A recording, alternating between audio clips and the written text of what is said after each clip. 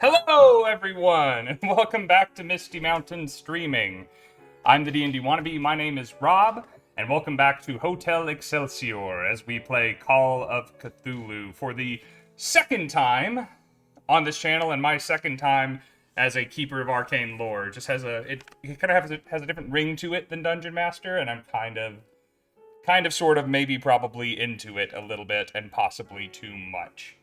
I am going to do some announcements and things. One of my little pieces of tech is not behaving itself, so I'm going to throw it to my wonderful player guests over here to entertain and distract you while I do. We're going to try and go... Shiny object! Very shiny object! We'll try and go in reverse order from last time, so we're going to start with the illustrious Erik Braa. Oh, okay. Hey, what's up? I'm Erik Braa. I am an actor and voice talent, and I may have done some things you know, and maybe not. And I do sleep stories and all kinds of other stuff. I love the human voice, and I don't just say funny things, I say them funny. And yeah, you can find me, Erik Braa, pretty much everywhere. I think Insta's like ErockVO, but whatever. You can find me, man. So do so, please. And go listen to the next person. I need to shut up. I will put a link to Erik's Twitch channel so you can find him and when he's streaming on Tuesdays and Thursdays over on his channel as we hear. That'll be in the chat as we hear from Katie.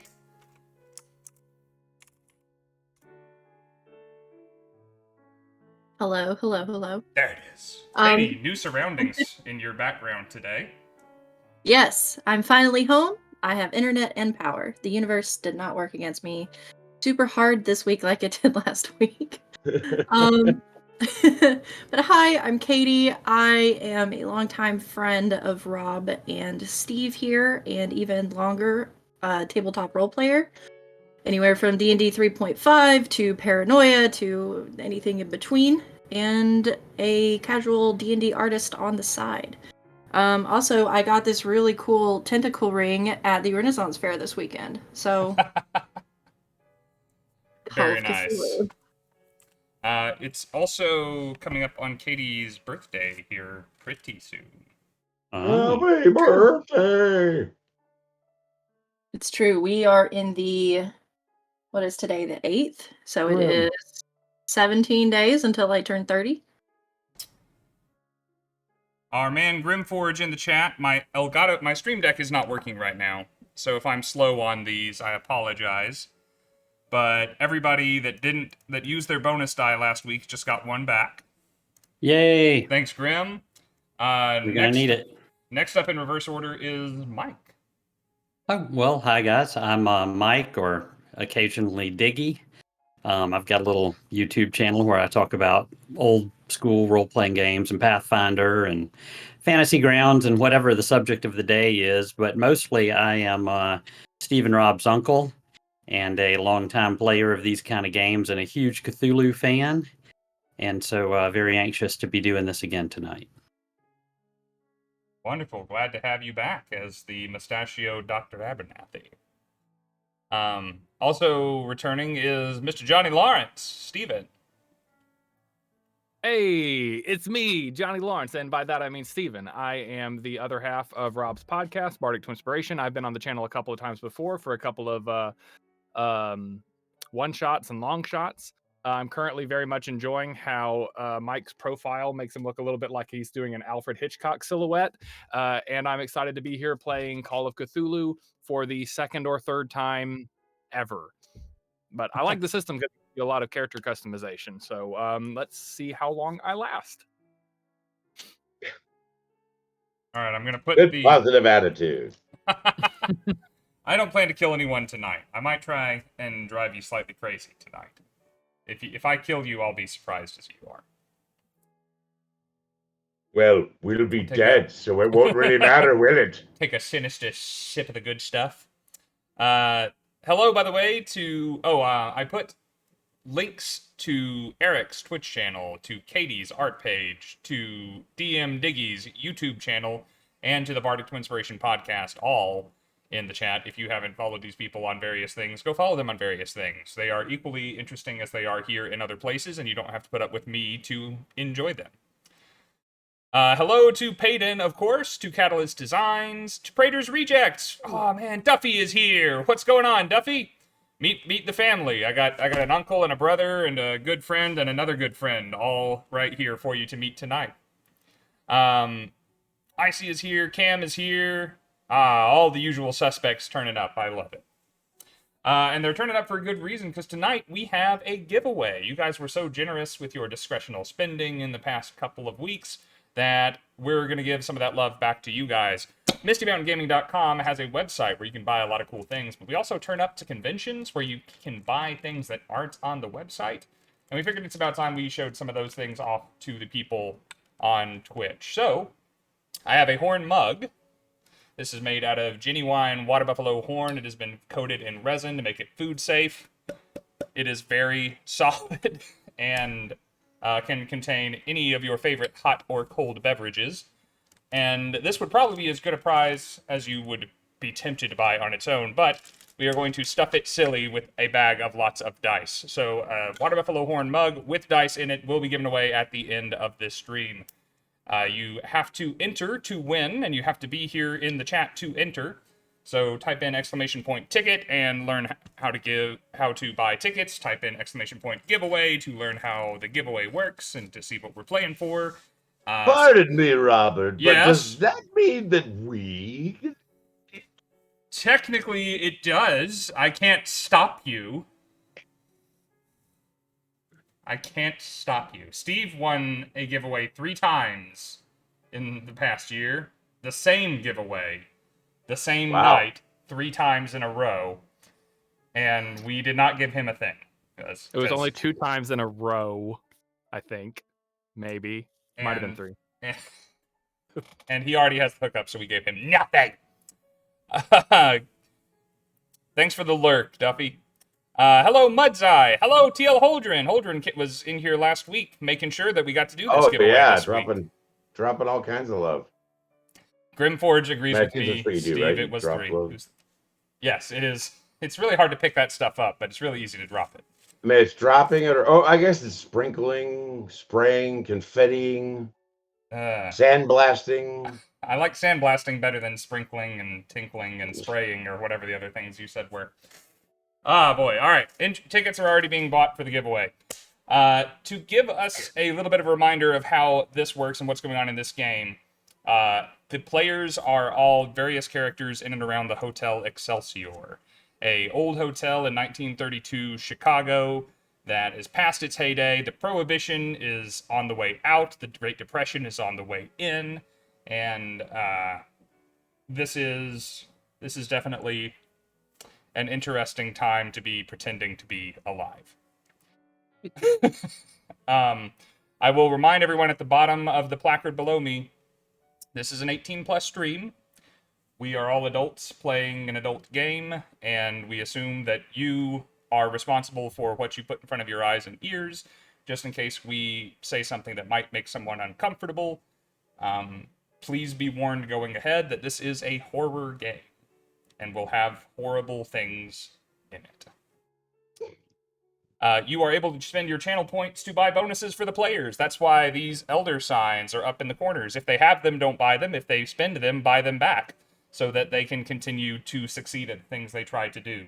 Because that will make for an interesting story where we get all 4 of them to stay alive a little longer, maybe, probably, possibly.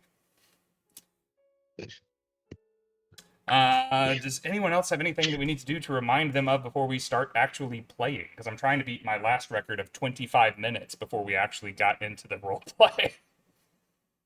I think all our characters ended up in the exact same place finally, so I think you're ready to go. I believe that is true. Also, by the way, if anyone is in the chat and would like to tell me if the audio needs any fixing, I have a fan over here for my own comfort, but if it's going to ruin the recording, I would love to know if I need to turn that off, etc. As a quick recap of the characters, I will talk a little bit about them, and y'all fill in anything that I have failed to include. We have one Dr. Abernathy, who is a man of medicine, a man of science, who has been staying at the hotel, who is exceptionally affluent compared to the other investigators here in the hotel. He resides on the entirety of the 7th floor with no other guests, except for his manservant, Travis Cole. Travis is worse at chess than Dr. Abernathy, worse at picking dinner than Dr. Abernathy, worse dressed than Dr. Abernathy, although that is quite a feat. Not so observant, more prone to gamble, and Dr. Abernathy is a meticulously good tipper, and thus far from the dice rolls, a rather observant chap. Anything especially significant I failed to mention? Not that I can think of. That seems like a pretty good summary of stiff-backed Dr. Abernathy. All right. Then we have Mr. Johnny Lawrence, a actor of the silver screen who has not yet transitioned to the talkies. A silent film black and white star. Of course, all the films are black and white. He is between gigs at the moment. Not sure what his next project will be.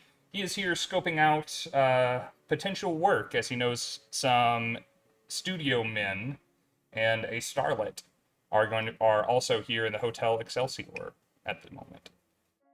Johnny was best known for his portrayal of French special agent Jacques Rebleu, who... Jacques Rebleu. Yes. And if only they had audio, that's exactly how they would have said it every time. Jacques Rebleu.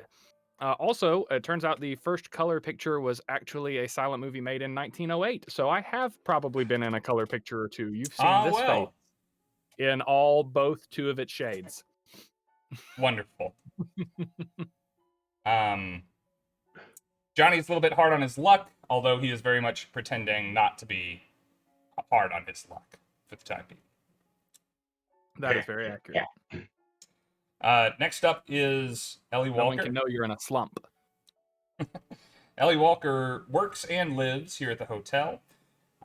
She is a debutante and a bootlegger who is comfortable with the drink, either in the still or in her hand, knows most of the people around the hotel that have been here for any length of time and are of any particular interest, whether or not she knows them well.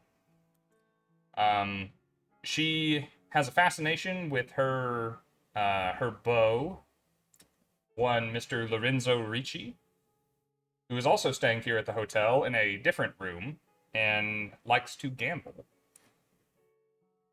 Anything big that I missed there? No, I'd say you've about covered it. Okay. Very, very comfortable broad, Ellie. She has not met a stranger so far in the adventure. And then we have Mr. Jack Kealy. And I realized watching the VOD today how many times I said Jack Kealy last week. You never got a Jack, you never got a Mr. Kealy, you got a Jack Kealy from me every time. It's great because I stole the name from my friend. Yeah, man. I literally sent him a text and I said, "Hey, sorry, listen, I stole your identity." I need. And it truncated the text, and he freaked the frick out. And then he finally read the whole thing and goes, "Oh, good lord." I need both my immediate family members to message my mom and dad and tell them that they should have named me Jack Kealy. It is a good name, man. Jack Kealy is a fixer for a Hollywood studio. He does whatever needs doing, and he does it well. He arrived today at the Hotel Excelsior, ostensibly to have a meeting with one starlet, Lena Lockwood, about an upcoming film project that she would like to star and possibly direct in. Scandal. But he may have other reasons for being here. Anything else that we need to know about Mr. Jack, other than that he is a tall, square-jawed American man? They're currently in the casino.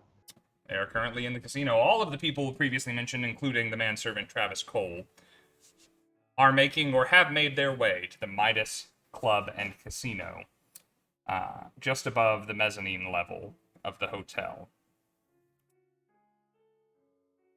The club is pretty sparsely populated. There's the only other people besides yourselves are the dealer, a few people manning empty stations where one could play roulette or baccarat or throw some dice. You are sitting at a poker table with, let me see here. Let's get those pictures back, shall we? You are sitting here with Mr. Buck, Anthony Buchanan, Lorenzo Ricci's tall Texan friend. There's also Mr. Lorenzo Ricci himself, seated just to Ellie's left. She sat between him and Miss Lockwood for reasons that shall remain her own. And dealing the game is Mr. Keith Ritter, a slovenly drunkard of a man who, at least for the moment, has his shit together enough to deal a game of cards. Also, you are joined by Miss Lockwood herself, who came in here on Mr. Kealy's arm. Now, quite at the point that we had left off, Travis, Johnny, and Mr. Lawrence. Travis, Johnny, and Dr. Abernathy, my bad, had not quite entered as of yet. And so for the purposes of this evening, let's say that Dr. Abernathy, coming from the bar with his drinks that he prepared himself, is walking across the mezzanine to the stairs up to the Midas Club. Mr. Lawrence is walking on his way to the Midas Club. Mr. Travis is coming down the elevator, and Mr. Paul Byers, who had vaulted over the bar, in fact, to run Ask Questions of Joe Templeton concerning their newest guest, are all crossing sort of the same stretch of floor at the same time. Johnny, as you are moseying your way towards the stairs, you are observant enough to sense Mr. Cole and the good mustachioed doctor coming up behind you as Paul races up and says, "Excuse me, Mr. Lawrence, I found out the thing that you wanted me to find out for you." And he kind of looks over your shoulder and sees two people walking up. So, do you want to know now? Yeah, sure, kid. Come on, yes. Let's just step over here for a second. You can go ahead and yeah. So what's the scoop? Says, well, she's staying in room 603, and she's paid up for the next 2 nights. Her name is Miss Boyle, Francis. Room 603. Say, so she is staying here. Yeah, she's staying here. Funny. I hadn't seen her around much before. Have you? Well, she just checked in a minute ago. She just checked in. Yeah. Oh. Yeah. Was that before or after you told her where I was staying? That was no. Doesn't before. mean it must be before. If it was after, then she wouldn't have needed to get her own room. That's right, Mr. Lawrence. Yeah. Okay. So room 603, huh? Okay. And did you give her my message? Not yet. I wanted to get you the information first. Well, go ahead and give her the message. You're right. I'm sorry, Mr. Lawrence. I'll go right away. All right. And if she does come looking for me right away, then I'll be casino. You said the casino, yeah. The Midas touch, the Midas Club, Midas Club. He's ready to go and obey you, but wants to make sure you don't have anything else for him. Well, don't just stand there. Go. Right. All right. And he will scamper. The perspiration on his brow, you're sure, will add emphasis to the message you wished him to convey of where she could find you later. This exchange, as much as he tried to step away from this, the half-retreating form of bartender Paul Byers has kind of waylaid both Travis and Dr. Abernathy as they come up. So you guys are still heading into the club alongside one another. As you reach the door to the stairwell, Mr. Cole opens it for the both of you. Still with your crisp $20 bill decorating his pocket, Doc. Perfect. After you, Mr. Lawrence. Looks like we're playing some cards this evening. Or at Oh, least Thanks, Travis is. Sorry, I didn't actually catch your name. My name's Dr. Everett Abernathy, but you may call me Dr. Abernathy. Pleasure to meet you. I'd introduce myself, but you know. Already saw you up at the bar with the other Hollywood elite. Now, are you Exactly. joining And us in the I've seen casino? you. Sorry? Are you joining us in the casino this evening? Oh, yeah, seems like the place to be. As everyone was headed down there, and I'm a social creature, so I just thought I'd stop by and see what all the fuss was about. I hadn't been to the casino myself yet since arriving here. Well, here, you don't seem to have a drink, and I have an extra. Take this. Oh, well, I'll go make myself another. don't mind if I do. Thank you very much. Real class act, Doctor. What brings you to the hotel, mister? I was just here to see a couple of people about my next role. Yeah. I saw Lena Lockwood here, and another woman a few minutes ago who must be a movie star, the one that was sitting in the middle of the bar. Oh, really? I didn't notice her. Yes, but I am here to see. I'm here to meet with Miss Lockwood and some of her other contacts. It seems we're going to be working together in the near future. All of us successful types. Exciting. Very exciting. I always wondered how such deals got made. About that time, I'm finishing up the drink I made and ask, do you need yours topped off? Are you good? Oh, sure. Well, if you're offering, this is how the deals. If you were wondering, this is how the deals gets made over a couple of glasses of this. It's it's gotten a little harder in the last couple of years with all the restrictions they're putting on it. Glad to see that hasn't affected you at all.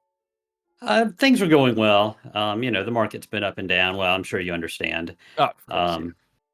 But and while I'm talking, I'm leaving like a $10 bill on the bar because I know the bartender's off running errands for you. Mm-hmm. And I come out from behind with our drinks and start heading towards the casino. Travis here is going to show him how it's done, right, Travis? Yes, sir. I show them how it's done. It'll be an honor to play with a movie star, Mr. Lawrence. Well, if we sit at the right table, maybe even two, huh? That's a good is point. anyone else in this room with us, or is it just the three of us?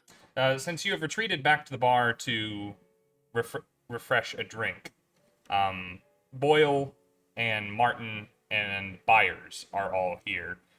You see that since you have left, Hank Martin, the nervous man from the Avalon restaurant, has moved to Miss Boyle's table, and Paul is kind of talking around him.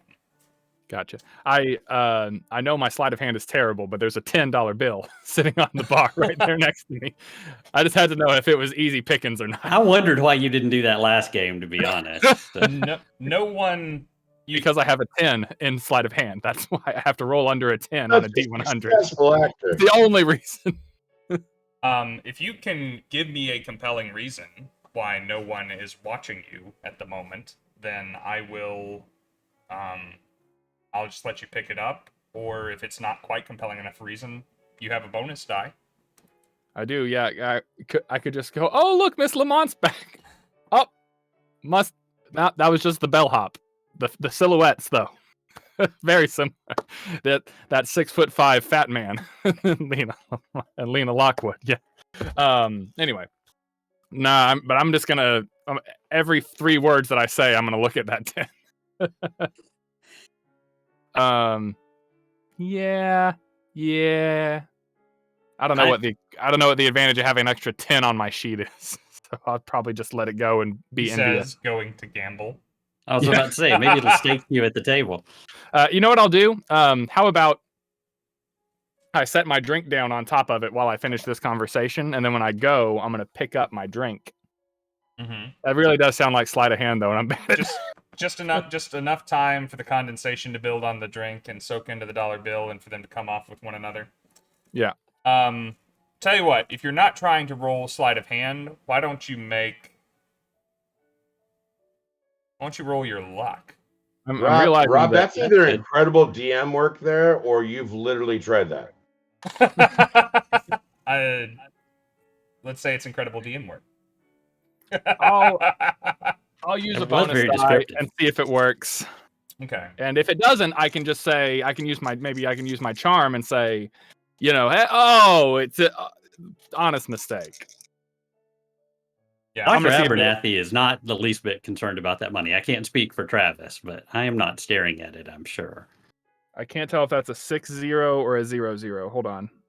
I'm sure I'll know once I flip it around.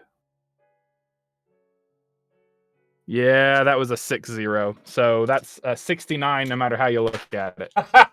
Nice. But what is your luck? Nice. Oh, it's a 50. Yeah, I'm not good at anything. If it doesn't involve being hot, it doesn't happen on my character sheet. All right, so the good news is it does come up with the glass. The bad news is it comes off of the glass before it makes it to your hand or your pocket. So now there's a $10 bill on the floor. Okay, well, that would be very obvious if I picked it up off the floor, so I'll just have to leave it. All right. Yeah, 2 movie stars. Yeah, if everything works out, because my understanding is that Miss Lamont has gone in there with the studio man. Studio? Lamont? What's a studio man? What's Lamont? Miss Lockwood. It's Lockwood. Shoot, yeah. Okay. This is sorry. my fault for naming this character. Singing in the Rain, yeah. And it's another one that starts with L. I only remember the first letter of people's names, then I fill in. I just backfill after that. He's just one of those. I don't actually know what Jack Kealy does. He's a man from the studio. He does the studio things, but not at the studio. But here he sets up the deals over the drinks, like we were talking about. Didn't you remember when we were talking about the drinks? Yeah, it's all so the foreign last- to me. Yes, But I'm convinced that you're an expert in it. absolutely. Yeah. Oh boy, yes. Thank you for topping this off. I'm just gonna stand here and drink this until we go. Travis opens the door for the both of you again, says, well, it will be our pleasure to play with you, Mr. Lockwood. Tell me, have you been in anything that I might have read? Have you read much? Yes. Oh, then you'd probably know. Oh, good. I was gonna try to fake it. He's well read. You guys make your way up to the Midas Club, and once again, you see the imposing figure of Jack Kealy, the lovely Ellie Walker, the charming Lena Lockwood, the hoping he is intimidating Lorenzo Ricci, and the man with strong protagonist energy, Mr. Buchanan. There are 2 remaining seats at the table to play, and then any number of seats which could be brought. Travis will take one of the seats since he has been funded to play. Are you taking another as though you are going to be dealt in, Mr. Lawrence? I am getting my voice off of your mic, by the way. Oh, I'm absolutely gonna let I'm gonna abdicate and be a gentleman and let Dr. Abernathy sit down, and then there's no seat at the table. I'll just have to sit this round out, I guess. I don't play, sir. I'm here to watch Travis, so please take the chair. Of course you don't. All right. I'll sit down. I'll sit down. And I find just somewhere to lean up against the wall. I'm still really curious about the little scene that went down a few minutes ago with the whole unnecessarily clandestine exchange of items out there. So I'm just trying to watch everybody. Great. Yeah, no, none of those people are in here right now. None of those people are in here right now. Okay. Just wanted to know. I don't even remember if I saw that or not. I think No, probably it was just Abernathy. it was just Abernathy. So as you and Mr. Travis Cole sit down, Mr. Ricci says, well, this will be an interesting night. We have so many newcomers to my table. Gentlemen, if you would please introduce yourselves. He looks and says, I am Travis Cole. I'm Dr. Abernathy's man. I live up on the 7th floor, have for some time. I regret that this is our first occasion to speak with one another. But if my good money is as good as anyone's, I would like to try my luck. And he flashes a well-intentioned, winsome smile for a, unfortunately, unappealing man. And it's my turn. I'm just like, well, oh, Yeah. sorry. I guess I'm just Yes. not used to having introduced myself. Is it? I am, of course, Jean Laurence, the actor for this on the silver screen.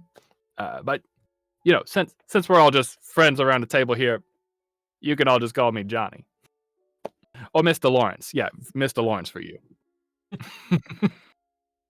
Travis nods. Yeah, Mr. Lawrence. Yeah. Mr. Ricci, on the other hand, says, another actor then. Well, very good to have you then. Tell me, have you been anything that I might have seen? Oh,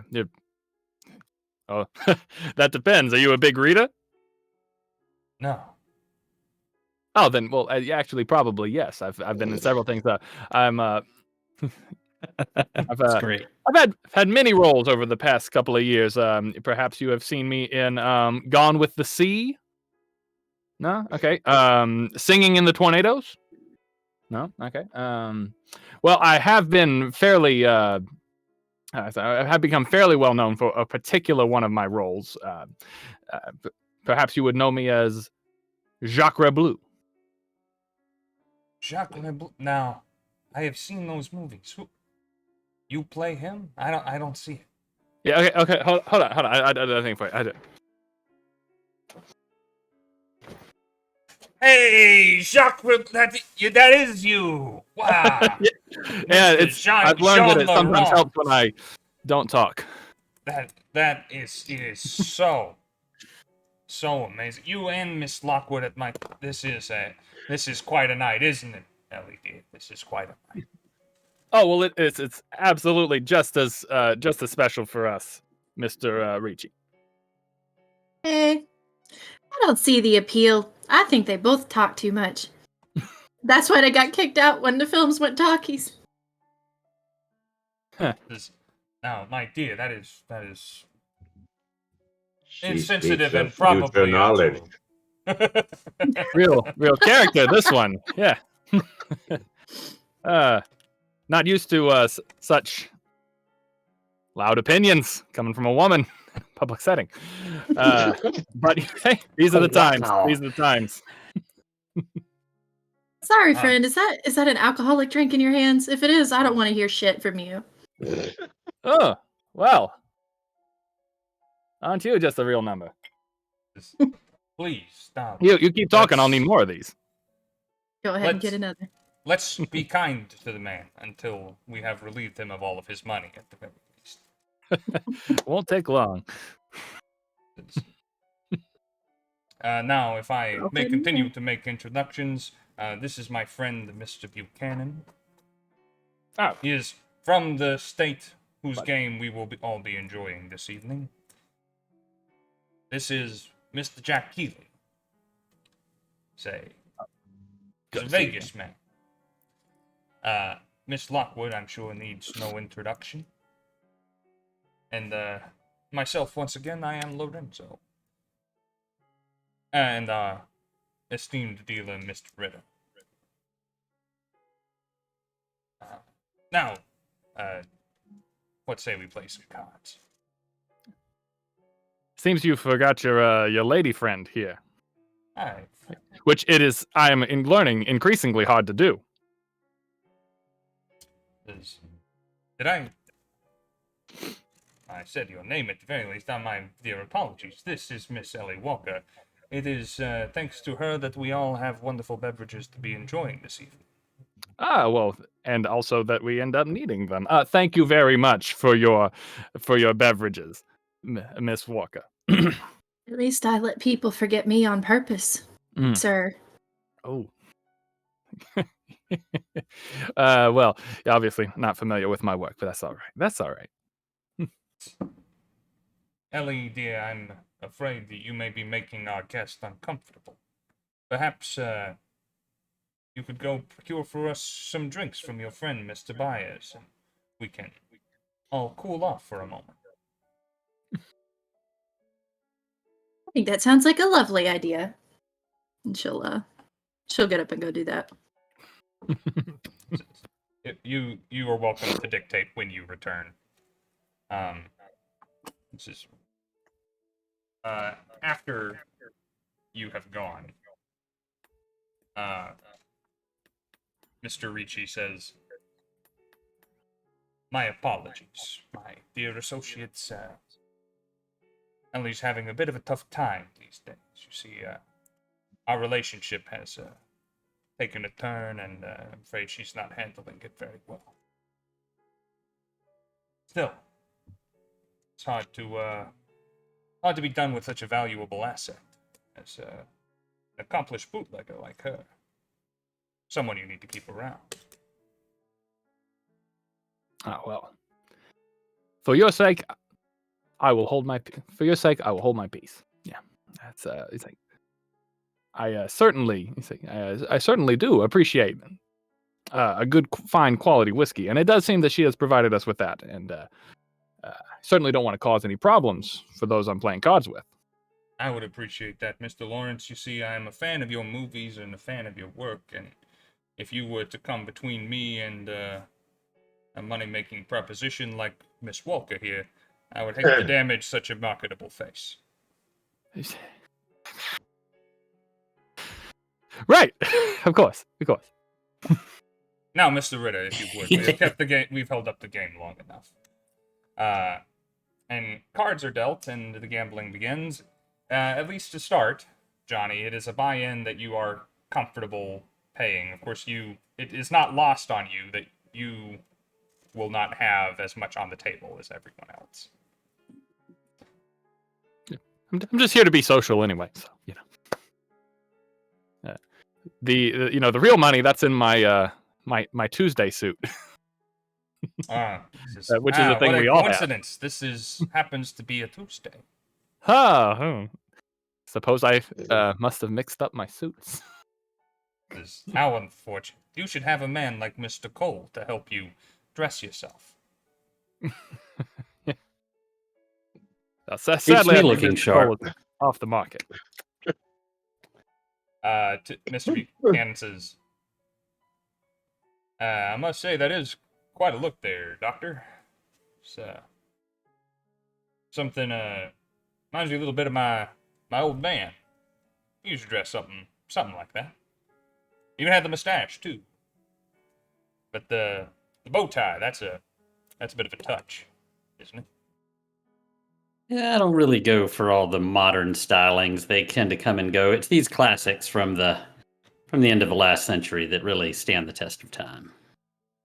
I suppose time will tell. Time will tell. Speaking of time telling, I'll be calling your bluff, Mr. Ricci. He puts a few more chips out on the table. Bets to you, Mr. Kealy. How are you feeling? He makes right with the pot. He's a bold man. Tell me, Mr. Kealy, you have sort of an air about you, says Buck. I suspect this boldness of yours does not end at cards. Well, I'm not sure exactly what you're driving at, but I'll tell you, I can handle myself usually. You seem a little young to have done any time in the war. Or did you? Might be younger than you look. Or older than you look. I don't think he did time in the war. I can't remember if we had that in there. So yeah, no, I never did time. No, not for in the war.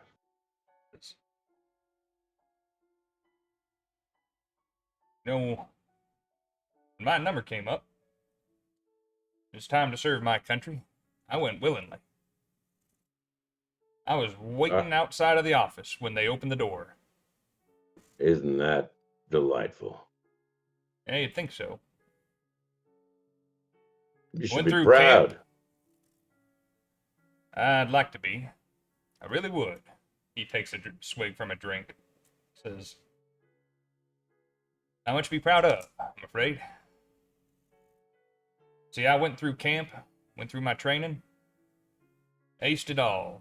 Real American hero. Meanest sergeants didn't have a damn word to say to me. Then that damn Treaty of Versailles come along. Ended the war before I pulled the trigger. Bummer. Yeah. Bummer indeed.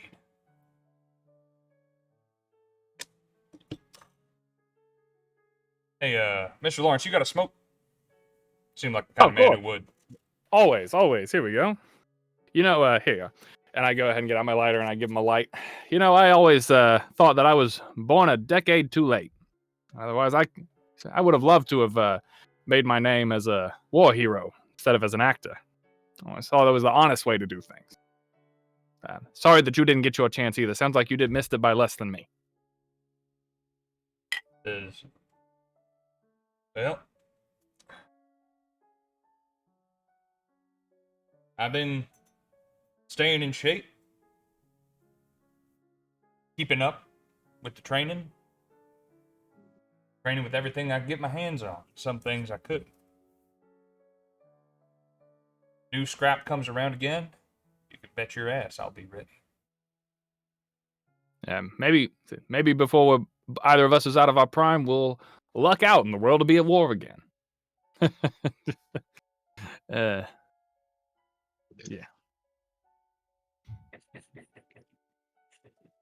As you guys are chatting, Mr. Jack, Lena is very, very enamored with what is going on.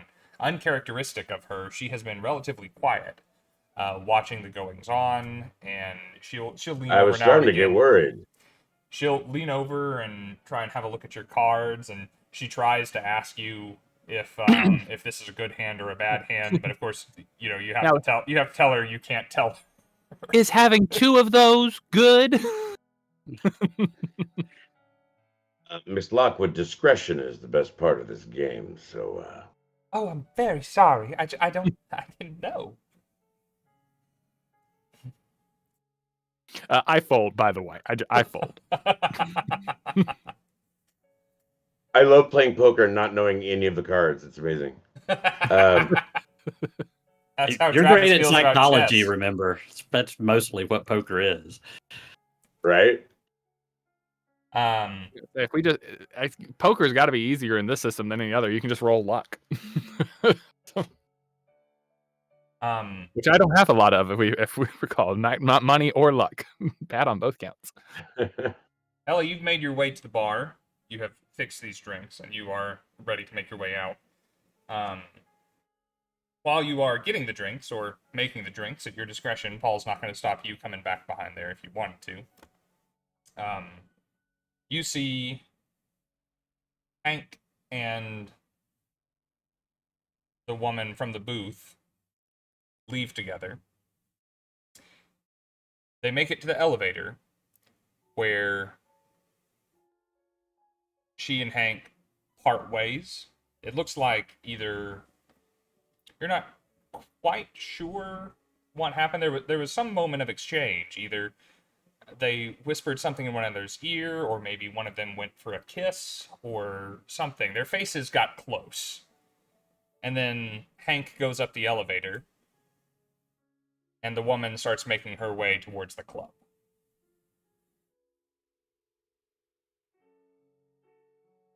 And Hank is really just having a time, isn't he? It's a good night to start drinking for Hank. Yes, it is. Are those guys still at the table? No. No. One of them left a while ago. The other one left a little after him. Their table is still there. Paul is still here. Otherwise, you guys have the bar to yourselves. Okay. Well, Ellie, she's gonna kind of like walk up to the bar, lean up against it, look at Paul.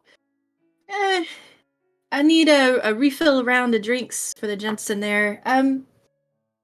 You know that whiskey I give you for the ones that want to drink but they can't really pay that much. You know, the swill, you call it. Yeah, the runoff. Can I get one of them made with that, please? Yeah. Well, you got Don't something worry against one of them? Excellent. Don't worry about it. Just trying it out, you know? He Beggars can't be losers. makes several drinks, and he runs a cherry through with a toothpick and drops it in one. Perfect. That's exactly what I wanted. And she'll kind of collect the drinks that are. Hey, how many is it? Like, what? I guess it would be 4. Well, considering who is and isn't drinking up there, it's a tray full.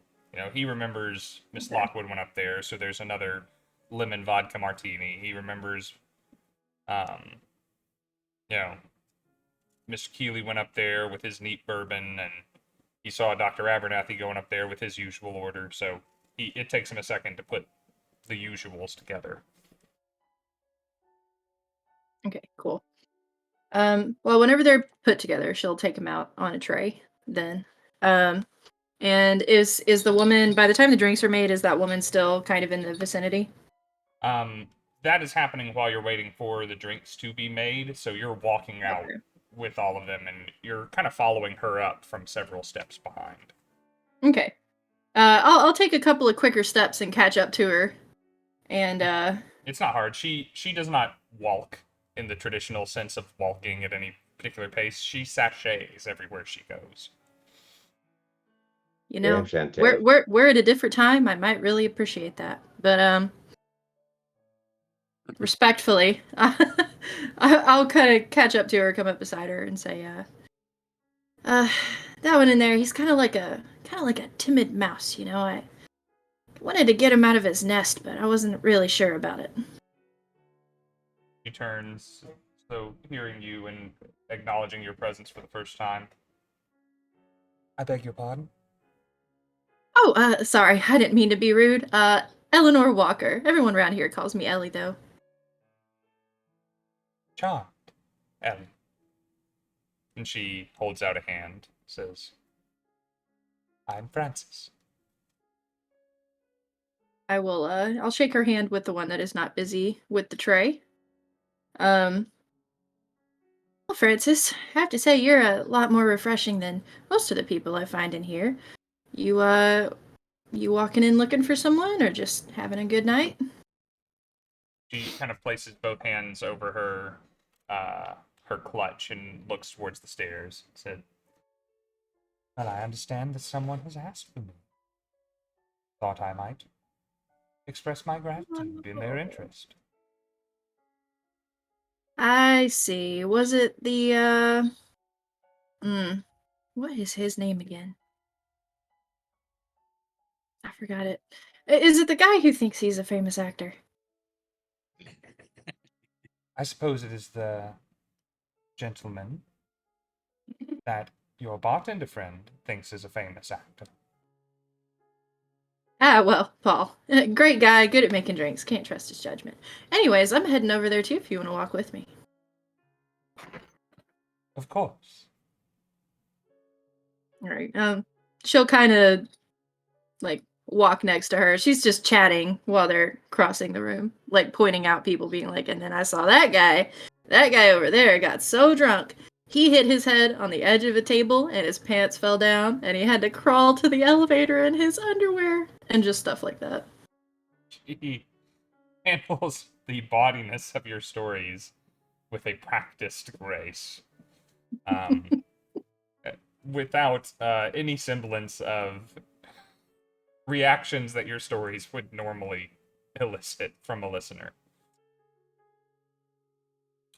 As she arrives to the table, the Mr. Ricci, Buck, Travis, all of them kind of rise from their seats as a newcomer approaches. There are no seats remaining at the table, so Mr. Ritter walks to gather a chair, as he has done up to this point. Mr. Ricci greets the newcomer to the table, says, "Excuse me. Welcome, my dear. It is good to have such a popular event this evening. Did not know this would be such a spectacle. I am Lorenzo, as this is Mr. Buchanan, Mr. Cole, Mr. Kealy, Miss Lockwood. I see you have met Miss Walker and the esteemed Mr. Lawrence." When Mr. Lawrence's name is mentioned, she turns and she gives like a little nod to everyone, and the head kind of turns to the side as she acknowledges you, recognizing the name from the bar. She says, "I am Miss Boyle. A genuine pleasure to meet all of you. I was invited to watch the game, if I may." And I say there's a seat over here next to me in the observers gallery if you'd like to join me, Miss Boyle. Mr. Ricci says, "Oh, and my apologies, Dr. Abernathy as well." She says, "Very kind of you, Dr. Abernathy. However, since it is Mr. Lawrence who invited me here, I think it's only fair that I join him."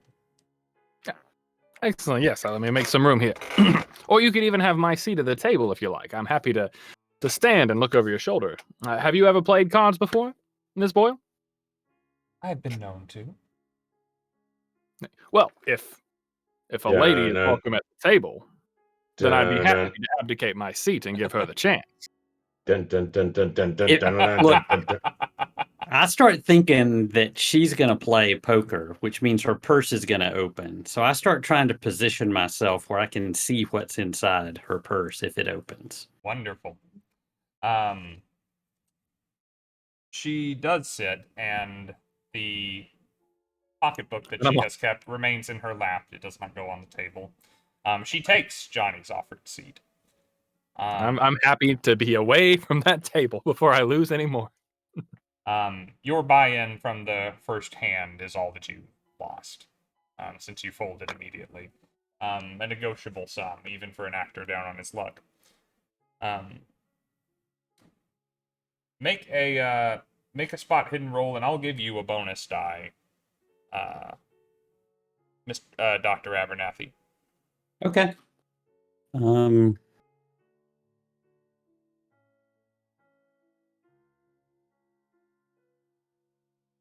Well, thanks to the bonus die, I got an 7. Whoa! Yeah, which I think I'm not that great at spot hidden. No, it's exactly my extreme success. So that is an extreme success. Boy, okay. Well, I'll give you a little something extra then. She does. She reaches to the rest of you.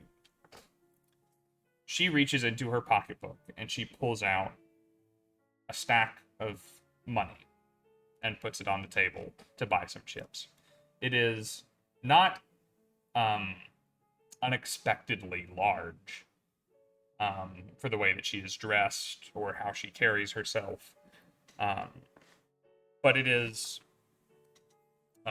surprising nonetheless. Maybe it's just the way that she seems comfortable parting with that amount of money. Maybe it's the way she sets it on the table. But it seems to set her apart in your mind as maybe a threat at this table, or maybe just someone with deep pockets that you can reach your hand into. Dr. Abernathy, as you are looking, though, she opens up that clutch, and you notice that she has to fiddle for a second. She's pulling the money out of a small parcel that you recognize as formerly being under the hat of the European gentleman. So you know that what she got out of whatever their transaction was a rather, even to Dr. Abernathy, that is far more than walking around money. That is, to your mind, that is leaving the country money. Gotcha. You also notice, with an extreme success, the butt of a pistol in her clutch. Ready? She's leaning into the spy world thing. All right. As So quickly as so I it see came open, just it like gets a little snapped parcel shut. in there. Yes. Okay. It is A lot of cash, parcel, and a gun. The parcel is the cash. She had to open that up to remove it. It was tied up in a black velvet something. Gotcha. But she drops some money on the table, says, "Is this enough to start playing?" And Lorenzo and Buck's eyes, at the very least, get a little wider as they realize that there's actual money to be made at this table tonight. And Travis Cole spits his drink slightly. Johnny wheezes and sorry, whiskey down the wrong tube. Don't mind me.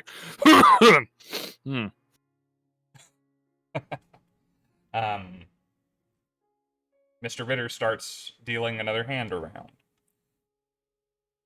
Travis looks back to you, Dr. Abernathy, and if this table just got a whole bunch richer, he just wants to make sure he's okay to still be sitting here. I give him a nod and tell him he's good for now. All right. Ellie, you walked in right behind her, and you have all these drinks. I assume I know where the drink with the cherry in it is going, but Yeah, she's gonna hand him out. She'll give her favorite monster his drink first, obviously. And then the men their drinks, as would be pretty customary. She'll give those out next. When she goes up to Johnny, she'll kind of like hold it out on the tray and be like, "Listen, I didn't mean anything by that. I hope you know that I do respect your ability to perform under pressure."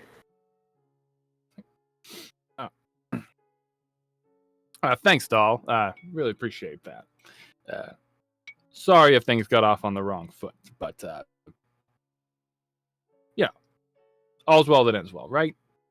Maybe we can be friends. Yeah, I think we could be friends. It's just been a little tough in here lately, and I get stressed, and sometimes things just come out, and I don't really mean them.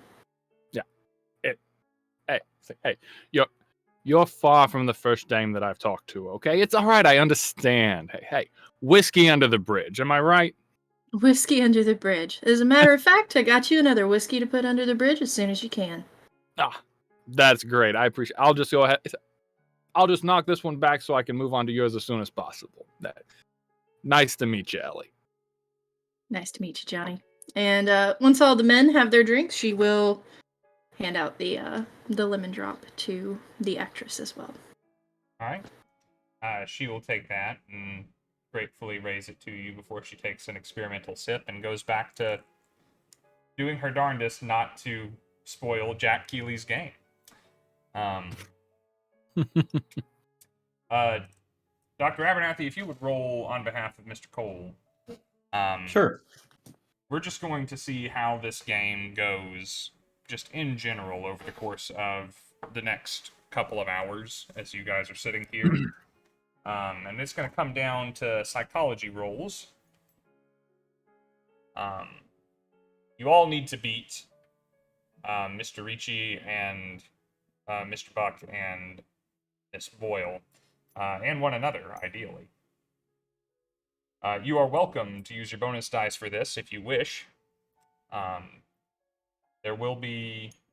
I'm not going to be changing your starting cash or your disposable income, but there will be consequences for a victory here.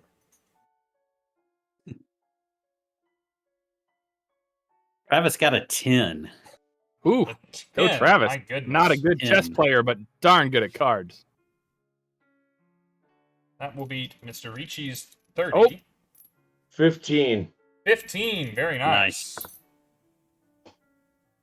That's probably an extreme for him, too, or close to it. 23 from Yeah, Mr. 14 Ricci. is the extreme. Gotcha. All right, you have all handily under your Johnny's not playing. No. Cole, The only thing that's happened with Johnny, about 10 minutes in, he goes,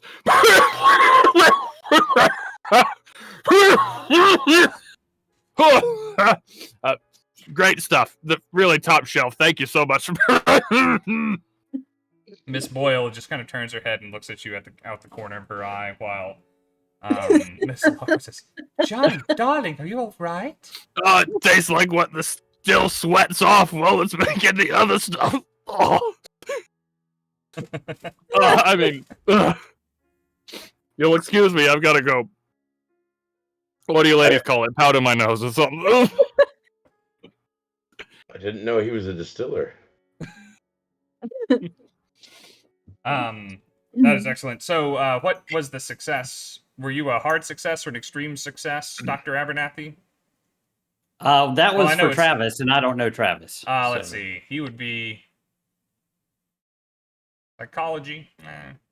You rub off on him a little bit. What's yours? It's a good question.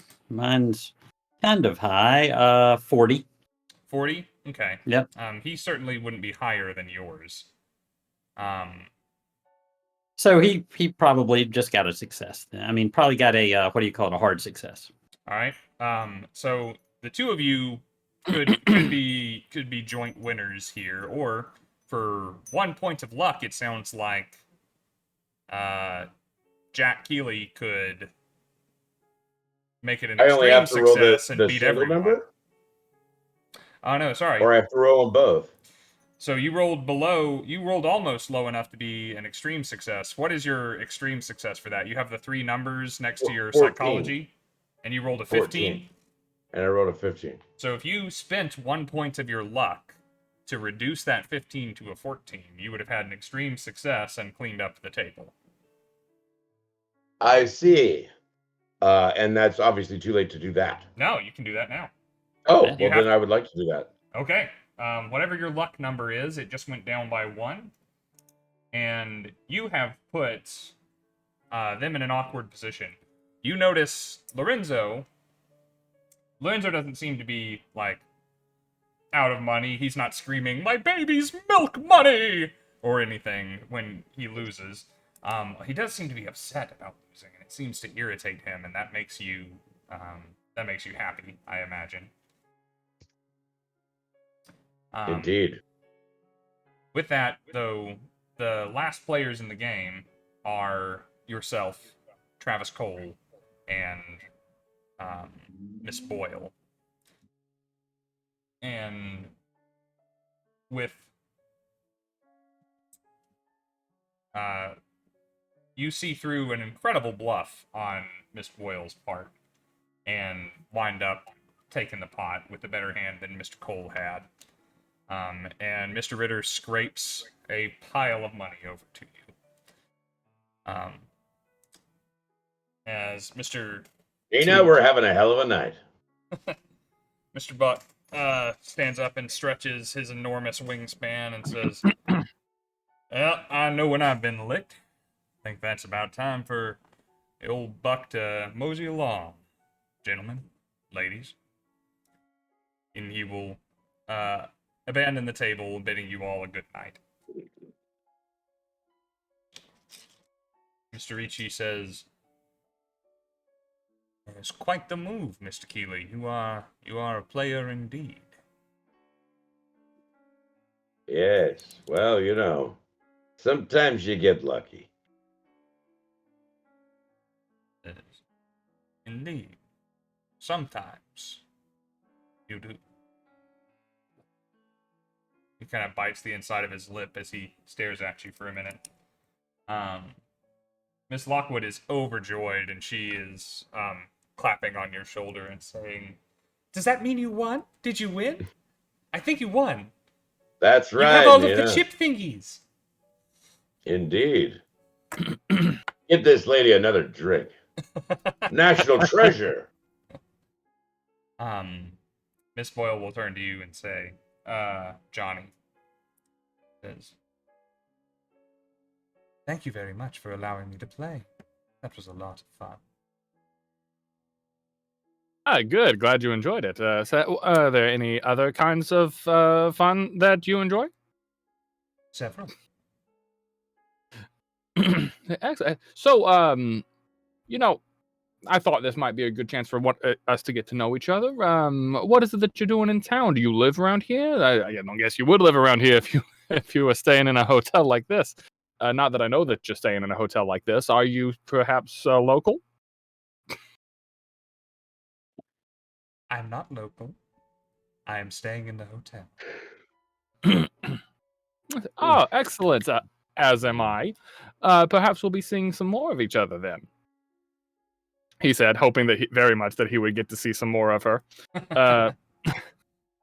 Says, So, what is it that brings you into town, Miss Boyle? says, "I would enjoy seeing more of one another, Mr. Lawrence. But tonight I'm afraid it's time for me to turn in." Well, absolutely. Well, I will be here for at least the next couple of nights. Which I'm sure you knew. If you feel like just having a nightcap, having a conversation, you know where to find me. It'll either be down here or Room 507, was it? that's the one. Yes, I received your message. Yeah, is it I'll for be sure to bear that in purely mind. social calls, of course. Yeah. We can talk about my my famous acting career and maybe cut away at that mysterious exterior you got going on. He says, "I would like very much to hear about your acting, Mr. Lawrence." Perfect. Well, then in that case, seeing as you must retire, I will bid you, as I say in the movies, adieu. Oh boy. Au revoir, Mr. Lawrence. You can't hear it because it's, but you understand. Yes. Au revoir. He's never said it out loud. Au revoir. Au revoir. Oh, He's been saying it- reservoir. he's just been saying it wrong for a decade. I am Al just giving him. Rivaderci. Ellie is just giving him the most open, like, really look that anyone could possibly. Get some side eye over there. Yeah. The side eye is Hey, real. Yeah, she can have her turn later. I've already got 2 dames lined up. As she passes along the table towards the exit, she puts her hand on your shoulder, Mr. Kealy, and says, "Congratulations on your win, Mr. Kealy." Hey, thanks. And she Shall will. we? This is who again? This is Miss Boyle. Oh, Miss Boyle. Oh, yeah, okay. Yeah. Sleep tight, huh? Says, "As ever, Mr. Kealy. As ever." And she will sashay away. Lorenzo and Ritter start having a little bit of a conversation. It seems somewhat heated. They kind of depart from the rest of you to begin the conversation. Miss Lockwood congratulates you and hopes to make a time. Perhaps we could speak in the morning or in the afternoon, whatever works for you, Mr. Kealy. I'd like very much to pick up where we left off. Why don't we just retire to your room now? Oh, well, you know us actresses and our beauty sleep. Besides, I wouldn't want to put a Ah, professional right. like yourself in a compromising position. I just figured you knew about nightcaps. Let's see if she knows about nightcaps. Let's see what she knows about nightcaps. Hello, Raiders. Oh, hey! Bardic Inspiration Network. What's going on? Thank you. Welcome.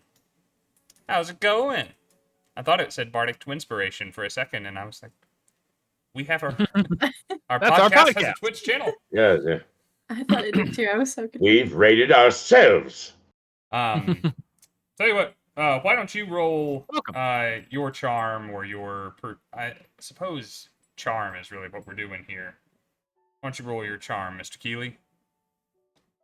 Oh, it's not good at all. 96. 96. Oh. Whoa. He has no charm. Says, Well, I of course think you've they've heard just about actually nightcaps, but you alerted- know beauty sleep and actresses and stuff. They just alerted the police to a call of rape. Said to stand there. That was it. And I'm guilty. Hey, Riflestead.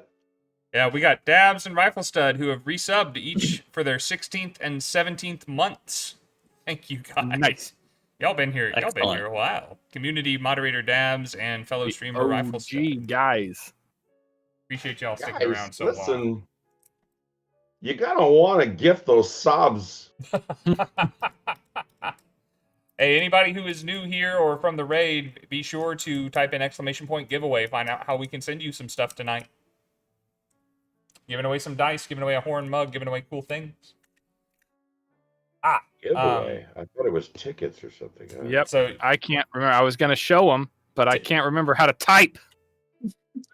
you can follow the link to enter the giveaway, or you can type !tickets to buy tickets to win.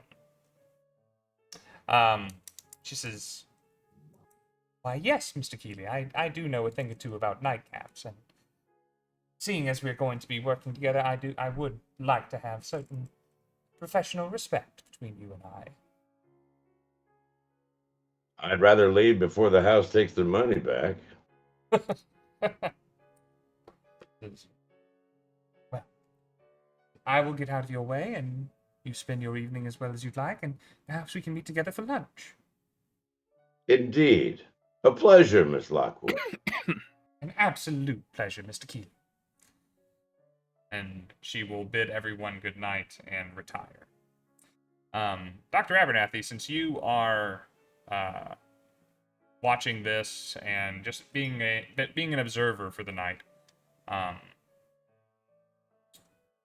I'd like to give you the opportunity to glean another thing or two as you were keeping eyes and ears on everything. Sure. Let's do a listen roll again. I don't think it went terribly well last time, but let's try it. Let's try it again this time and see what we Don't see what think we come I up with. tried last time, but I am not good at it, and that is a failure that is not worth talking about. Okay, you have that bonus die, and they can't buy you another one until you try it. Would you like to Oh, spend it? absolutely. Yeah, if you don't mind. I know I should have called that first, but yes. We're relaxed about that here. Ooh, bonus die ought to.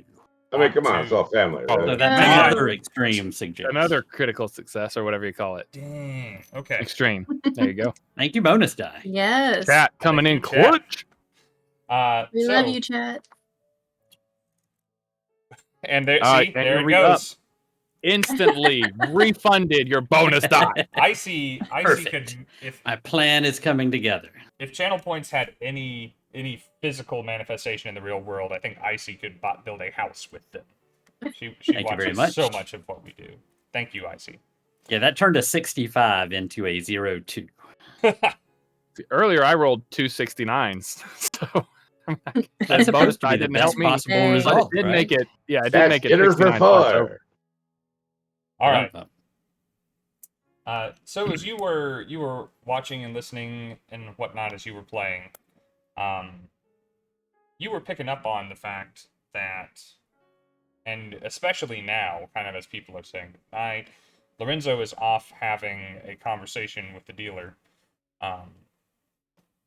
He played it cool in the moment, but Lorenzo and Ritter seem to have an understanding that Lorenzo was supposed to win. Yeah, And that kind of dealer. At some point, Mr. Ritter, in his slightly disheveled, hungover, or possibly still drunk state, failed to do something that he should have done, or did something that he shouldn't have. And from that point on, Lorenzo just slowly watched his money go away. Mr. Ritter slowly started to perspire more and more. And now they're having a conversation off in the corner that is punctuated by fervent, repeated apologies from Mr. Ritter. I am watching Ricci the entire time. Okay. Just want to point that out. Would you like to do a spot hidden to see if you're noticing any of this as well? Sure, Or I'll give that a listen. shot.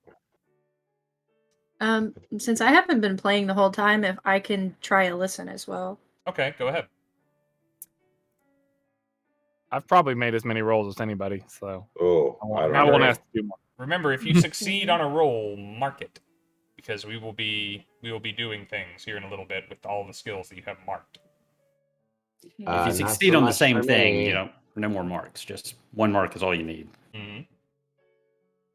Yeah, I failed miserably. I got a 64. Okay. How'd it go for Ellie? I rolled a 24, which is That sounds good. Yes. So my regular success would have been a 30. So Okay. that is a Gonna success. improve that. You hear the heat of this conversation as well. Their backs are turned to you. They're facing away. They're kind of facing into the rest of the room where there's nothing for it to really echo off of. But especially you, Dr. Abernathy, and you as well, Ellie, being a little bit closer and paying attention to Lorenzo. You hear one line spoken out pretty clearly. Look, I am pretty sure that if you would like to keep dealing for me, I understand the art of dealing. It will require your fingers to remain intact, so I suggest that you do not make such a mistake again. Yes, Mr. Ricci. I'm very sorry, Mr. Ricci. Just, it won't happen again, sir. Sir. And you both hear kind of a very repressed. And you see that he has one arm around Ritter's shoulder, and both of their other hands are out of sight, and you can only imagine what is going on the other side of their bodies. Okay. Gotcha. This track Tickling for him. me. Yeah, I was about to say, it's not a huge surprise. It's not something I'm going to get involved in. Oh, If he breaks his fingers, I'll help him set them. yeah. There's not a better man for it. Might be good business for you if he does. Mr. Ritter mop retreats into the staff area, and Mr. Ritter does. Mr. Ricci comes along. I must congratulate you on your win this evening, Mr. Kealy. I trust you will return tomorrow evening and give me another opportunity to win some of that money back from you. Ooh, that sounds like a hell of a challenge. Well, I have a regular appointment here at this table, 7:30 every night, and it was so enjoyable to play with you. I would like the opportunity to do so again. I'll do my best to be there. Bells on. Something we can all look forward to. Indeed. Now, he picks up a glass and drains the last bit of alcohol from it. With that, my dear friends, I believe it is time for myself to retire as well. It has been a long and eventful day. And he passes to each of you and shakes your hand, if you will allow him. Mr. Cole. When he returns to Mr. Kealy, he once again meets the handshake and your hand enveloped his on the last time, and he tries to come along and give a better show of himself this time. It's marginally better. It's still nothing compared to you. It's almost damaging to the lily white hands of Johnny Lawrence, but not Jack Kealy. And as he collects his hat and throws his coat over his arm, says, "And I will see you in the morning, my dear Ellie." And he leans over to kiss your cheek. She'll accept that. When he does, she's kind of like, or if it's a couple hours before sunrise.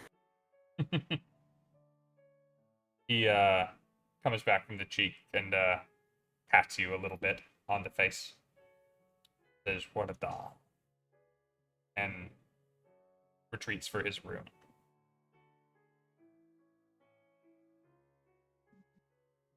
I believe that leaves the four of you and Mr. Cole still set around the table. Just the four of us and Cole? Everyone else I believe I have Okay. made account for. Hey, thanks for that drink, Ellie.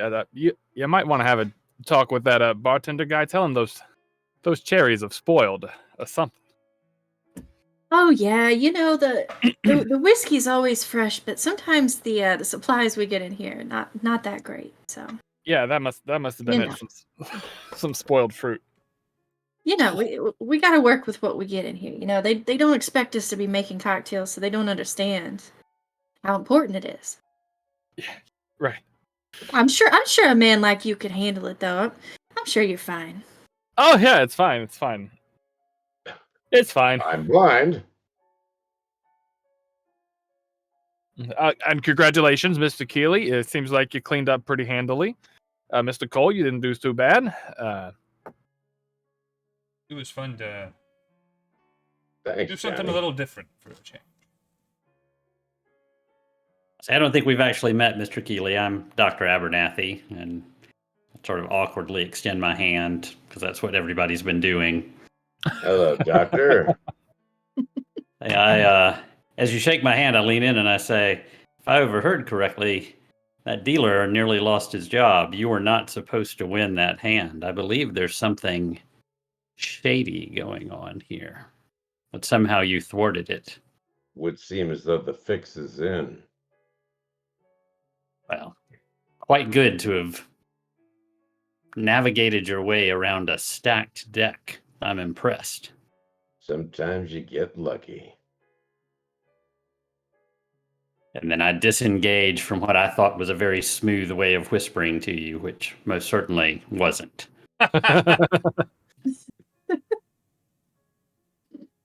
John just thinking to himself, "Oh, fixed deck, huh? I'm really glad I wasn't sitting there."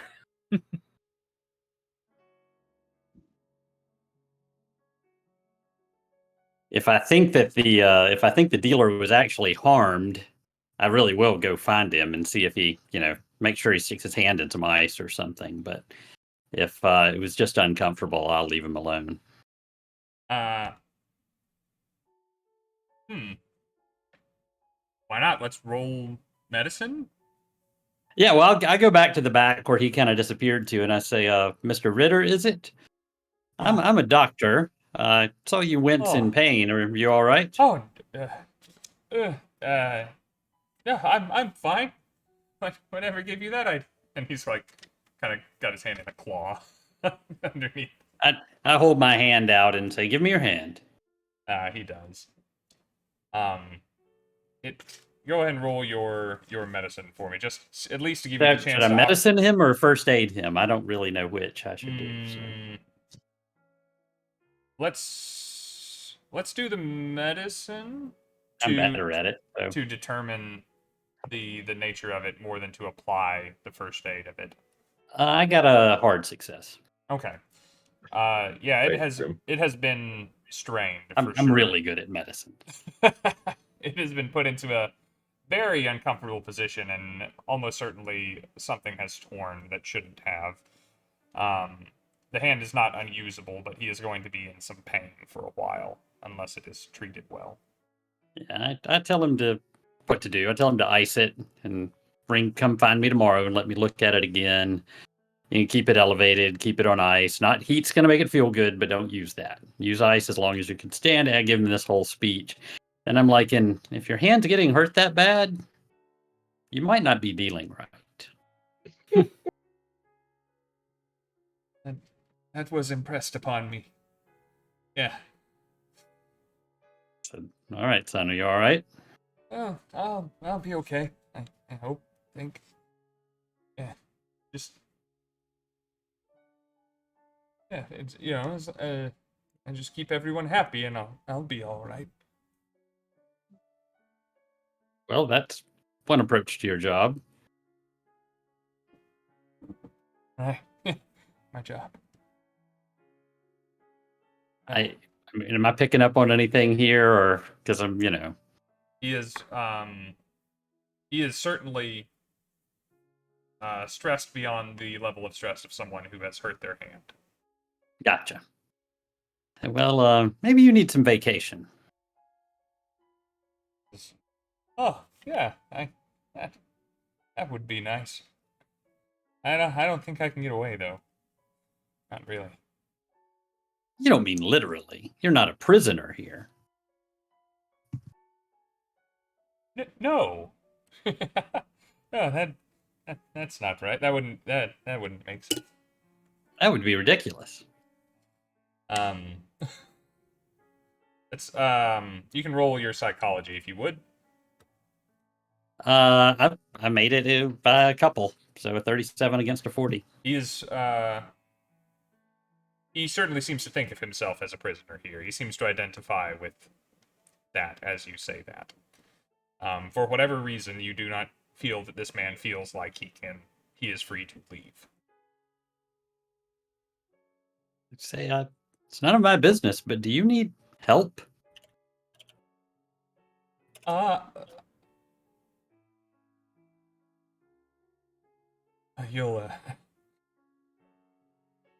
You'll forgive me, Doctor. You seem a very intelligent, capable man. I don't think you have the kind of help I need. Well, try me. My manservant, Travis, has many skills that I don't possess. You have a hint as to what's wrong? I'll try to get information out of him however I can. I can, charm him or psychoanalyze him, or I can just try to get him to talk. But if he actually seems traumatized, I can start treating him in the kitchen, I guess. That is probably not the way to handle it. Let's you can either persuade or charm, or intimidate. I suppose that just doesn't seem to be your tactic. No, I don't intimidate anything. And I 98 on my attempt to charm him, so I super fumble. That is. I appreciate the tips, Doc, but and you know what? I'm gonna ice this thing right away. All right, will you let me know if you need something, and I'll head back out. Thanks, Doc. He goes to find himself some ice. Travis is doing his best to regale the company outside with tales of your and his life on the 7th level, and he runs out of stories exceptionally quickly that he thinks anyone would find interesting. I could tell him about how we organize the boxes, the system by which we alphabetize my suits.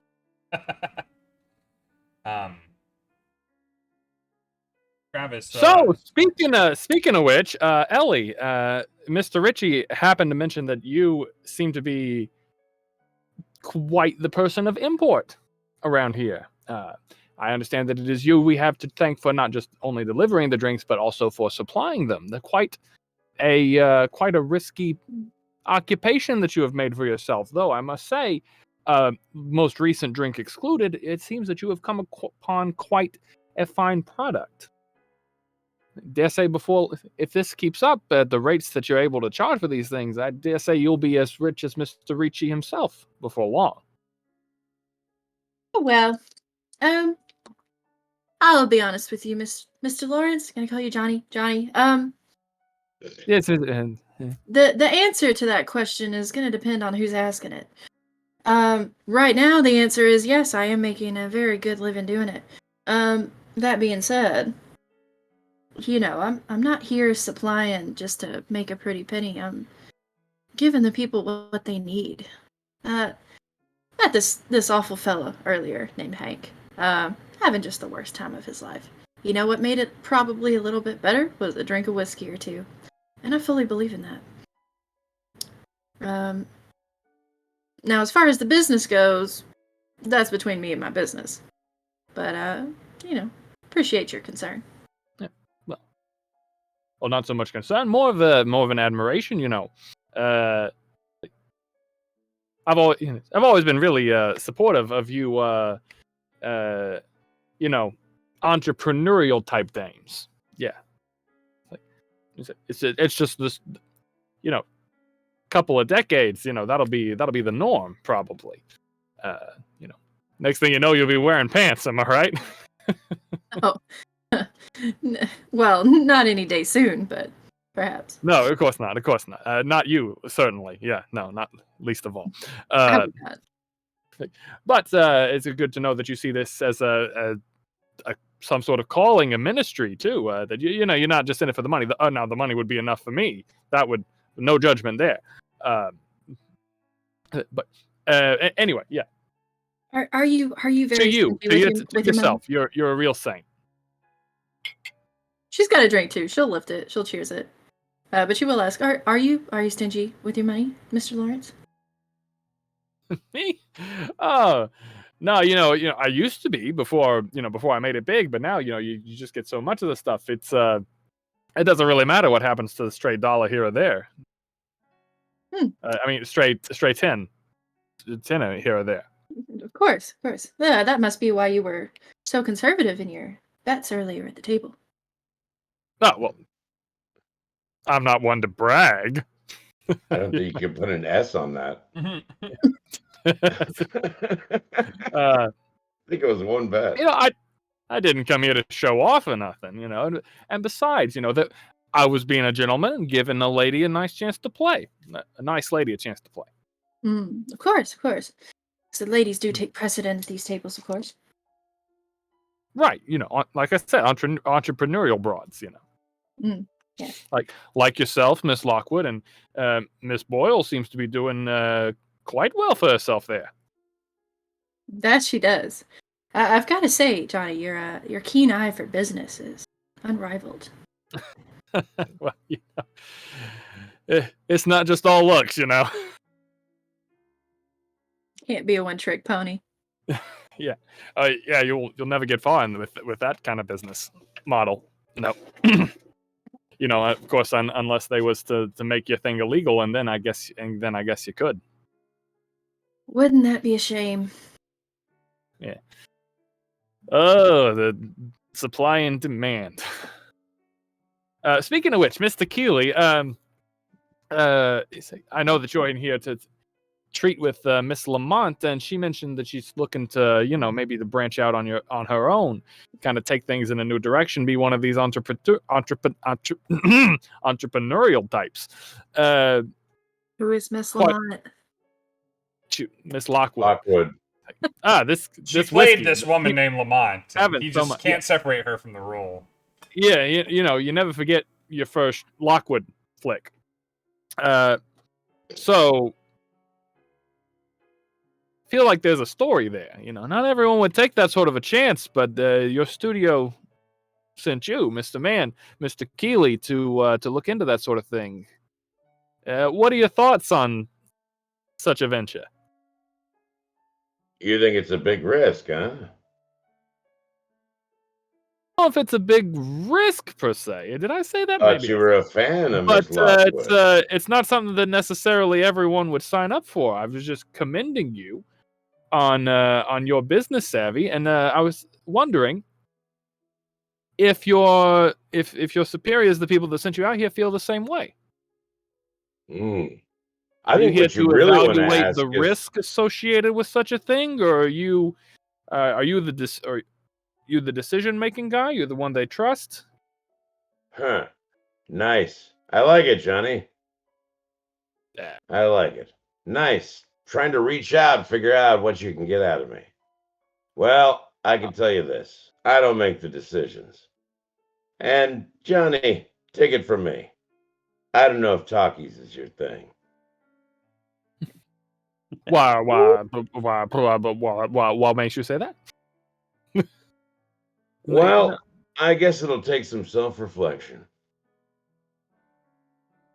Well, I've got a Kealy mirror in my starts walking room. away. Ellie's got a drink and she just like spit some of it into the Ugh. drink and onto the table. Travis is sitting there, just taking this all in, and thinks to himself, every day from 6:45 to 6:50 is self-reflection time in front of the mirror for Dr. Abernathy. Self-affirmation. Yeah, I was gonna say that's daily Yeah. affirmation. I'm good enough. I'm smart right. enough. I'm a and good gosh doctor. darn it, I people didn't kill like my me. wife. Oh, I Johnny's want gonna to think stay in the No. hotel. Johnny's gonna Doctor. sit there and look at the fancy chandelier and think to himself, "This guy's got more faith in some dame trying to do something she's never done before than he has in old Johnny." If he's really the one that these guys are trusting to make these sorts of decisions, I just really gotta hitch my coattails to this Lockwood show. Yeah, gotta make myself a package deal. Travis sees you returning to the room. Says, Gotta have a package. Seal the deal with my pack anyway. "Everett, it's gotten quite late. We've moved it far beyond our regular schedule. Are you wishing to make an evening of it, or it's time to head upstairs?" I think we're fine down here. I'm having a good time. There's different stimulations than usual this evening. The man in the back, and as I go to tell Travis, I look for Ellie and say, "Miss Walker, would you join us a moment?" Oh, of course, Doctor. What can I do And for you? just speaking to that dealer man in the back, the one who was dealing the cards out here. Yeah. Ritter, I think it is. He's a skittish little creature. Is there something wrong that you know about with him? He seems quite terrified of your employer.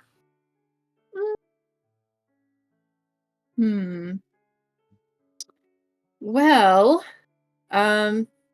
what? I mean, what would I know? Question said to Rob. You would sort of know as much or as little as you wanted to know. He wouldn't tell anything to you. He probably wouldn't hide anything from you either. Yeah. Unless it were worth hiding. Right. I say, if you're not comfortable talking about it, it's fine. He just seemed more than just unhappy at work. Well, I mean, I've noticed he's always been kind of the under the table scared type, but if there's something particular bothering him, I haven't really seen or spoken to him much lately. I mean, I have absolutely no clue why, but I feel like they've been avoiding me a little bit. Well, it may just be my imagination as well. I'm notoriously bad at reading other people's motives. I have to tell you what I was curious about, and she'll lean in like a little bit closer to the doctor. I try to do the same thing, but it doesn't look right when I do it. He's like, Oh my God, hot I'm gonna goss! swerve just a little bit. Pat the Yeah. There's about mustache to be some aside. hot goss. Yeah. Seriously, I put my mustache goss is weights getting on so thrown it won't around get in the your way. Well, doctor, everyone who comes in here, every single person, except for maybe Johnny, because I don't think he's capable of it. Everyone that comes in here has a secret. And I don't see it. Whether they be weak or strong or something else, they've all got something going on. And, I'm a little bit more worried about what the old Reverend is up to right now. Who? You may have seen him earlier in the bar, sitting in a corner table. Oh, the ones that were scribbling and looking at the book? Yes. So the older one in the glasses, he is a Reverend. I've seen him about. He stays on the same floor that I do. Well, he exchanged something with that German Austrian man, and then he went over and traded something for a bunch of cash with that Miss Boyle woman. That wad of cash she magic had came from beans. them. Hmm. May have been. So that was where her bottomless coin purse came from. That was some sort of transaction that they took great pains to be circumspect about. She also There had a is- pistol in her purse, just so you know. It's so very Pooh Bear. Oh, well, Bottomless. I am not a woman to judge another woman on contraband that she decides to elicit and carry, but it is definitely interesting and good to know. Yes, it hasn't been so exciting an evening down here in all the 4 months I've been here. I have to agree, Doctor. I've been here for quite some time, and this may be the most interesting cast of characters I've seen here since arriving. Agreed. Well, something to change up the routine occasionally is good for you. Just not too much of it. Travis almost falls out of his chair.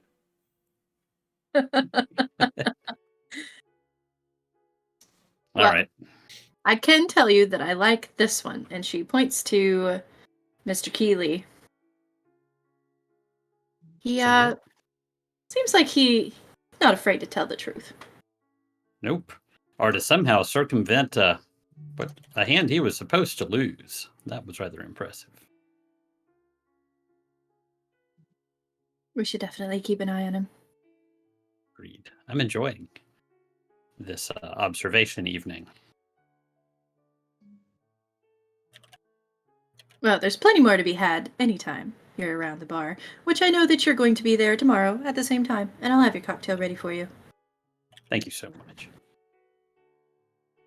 And I finished the last one she made me. Assuming that it is time to retire and the casino is beginning to let its staff go for the night, it is so late, it's practically early. Is everyone heading straight to their rooms? Are there any stops that anyone would like to make? I immediately start to chastise Travis for letting me stay up so late after he just asked me if I needed to go to bed. And he's penitent and submissive after losing 20 of your dollars, so he'll take it like a champ on the chin tonight. And I'll, take off my jacket and hand it to him and head for the elevator. Wonderful. Like a champ. Um, I'm watching Ricci. I want to make sure I know exactly which room is his, and I keep an eye on him. And, trying to keep a distance or act drunk and bump into the walls, whatever I got to do to keep him thinking that I'm not watching where he's going. Okay. He adjourned a little bit ago, but from your space in the Midas Club, you have a view of the elevator if you so wished. You could at least maybe narrow it down to a floor. Okay, sure. All right, without, and there are other means that you could employ.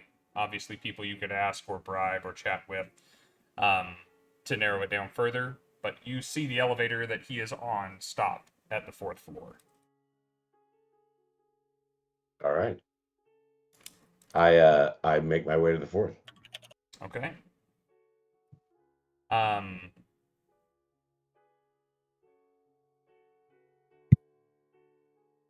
Walker, Lawrence, are y'all heading to your own rooms?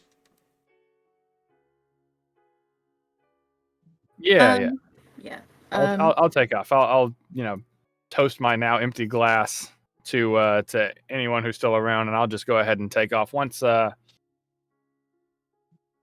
others are start splitting up. There's all the people that I really came here to see are gone, and Jack Kealy just insulted me, so I'm gonna head on up. You're like a magnet for that. Aren't I though? Yeah. I don't know. It's that acting job. I don't know. You'll see. I've got an acting stat on here. You'll see. One day you'll see. Ellie, are you headed to your room or elsewhere?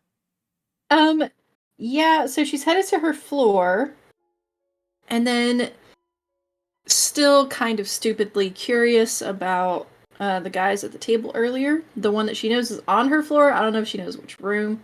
You do. She'll just You have Okay. watched, and I have not made this clear to the rest of the party, but I've mentioned it to you once upon a time. So it's worth saying now for the benefit of everyone. Reverend Elijah Carver has a room at the very bitter end of the hall. It's a corner away from yours, but you've been coming or going, or you've taken a peek around the corner once in a while to look down and see. And when he goes to his room, he looks right. He looks behind him, takes out the key, puts in the lock, opens the door, opens the door just enough to permit his body inside, slips in, closes the door, locks the door. Same way, every time.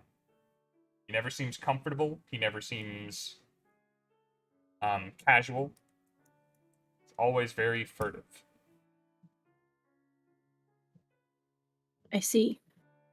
Definitely not easy breezy. No. The antithesis of easy breezy. Yeah, having noticed that strange behavior before now, and then tonight adding on top of it, she's not gonna stop. She's not gonna knock. She is gonna walk by and perhaps walk very slowly when she's outside of this door. Okay, it is at the... Just to... Let's see, you are in room 111? Yes? He is the opposite direction of the... from the elevator from your room.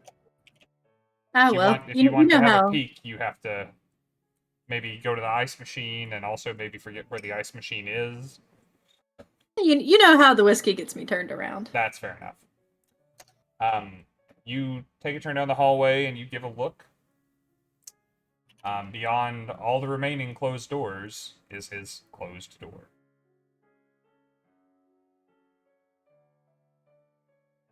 Okay. I want to get close-ish to it and just listen and see if there's anything happening. That's great. Make a listen check. I don't like the fact that you said that that's great. That's fine. That's It's okay. stressing me out a little bit. Welcome in, sucker. It is a 44, so I don't believe that gets me anything. That depends on what your listen is. And my listen is a 30, so no. Nah, it doesn't get you anything. I've heard nothing. You press your ear up against the oak door and confound how well constructed this hotel is. You don't hear a darn thing. You have a bonus dice. You have a bonus dice.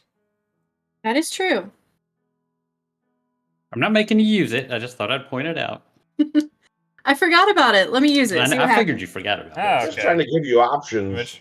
Hi, that dude Daniel. What's going on? Clipmaster Daniel. Hey, how are you doing, buddy? Daniel. Ooh, that is better. So bonus die, I rerolled just one of them? You rerolled the 10s die, yeah. Okay. So I rerolled the 10s die and I got a 20, so now it's a 24. Okay, 24 under 30? Yes. That is a success. Awesome. Not a great success, but it is a success. And you can check your listen now. Yes, put a check next to it. Okay. There is noise coming from on the other side of this door. It's someone talking. No, wait. Singing.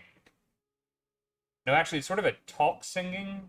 It's very rhythmic, and it has lots of parts that repeat. It doesn't sound like English. What does it sound like? Do I know? I would say no. Hmm. Based Okay. on what I know of Ellie, I'm going to say I didn't graduate high school. no. Poor Ellie. That is something that is fair. It almost sounds like if a very unenthused cheerleader from high school, like those little repetitive cheers and chants that they would do. Just if you took all the energy out of it, that's what's going on. Just boom by, yeah. E, Very aggressive. good. BEAGGRESS. Got it. Okay. Wow, something tells me you were in cheer. That's all you get. You stand there for Okay. a few seconds, and it, maybe even a few minutes, and it seems to be continuing. Okay. Well, I'm creeped out. Yeah. But otherwise, I have nothing else to do here. So I'm just going to mentally catalog this for later and go to bed. All right. Peace out. They'd have the room next to him. Yeah, right. It's the radio. Of course, it's the radio. Yeah. Now, Mr. Kealy, you weren't going towards your room. You stopped at the 4th floor. I Is that did. right? All right. I'm trying to keep an eye on where Ricci goes. Okay.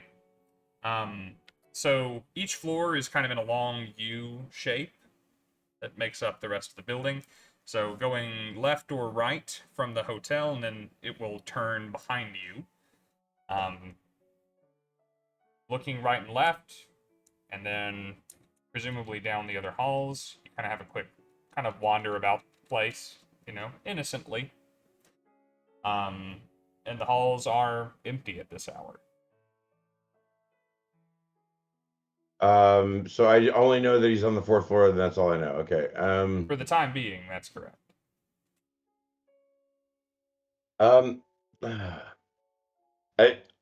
First of all, basically, damn it.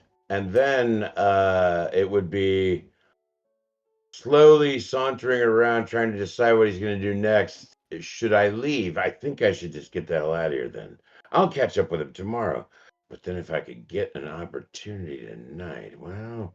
And he just sort of spends, I'm going to say, at least a few minutes wandering around the hallways talking to himself in the hopes that anything will suddenly show itself. Otherwise, he'll bail. Let me look. There's presumably a thing that you could learn on this floor. Oh my. You need to know the best skill to ask for this.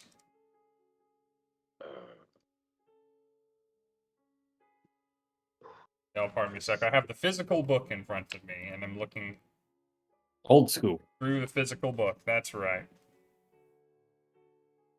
Remember, if you don't have something good, you can always use an idea roll or just a no roll. Yeah.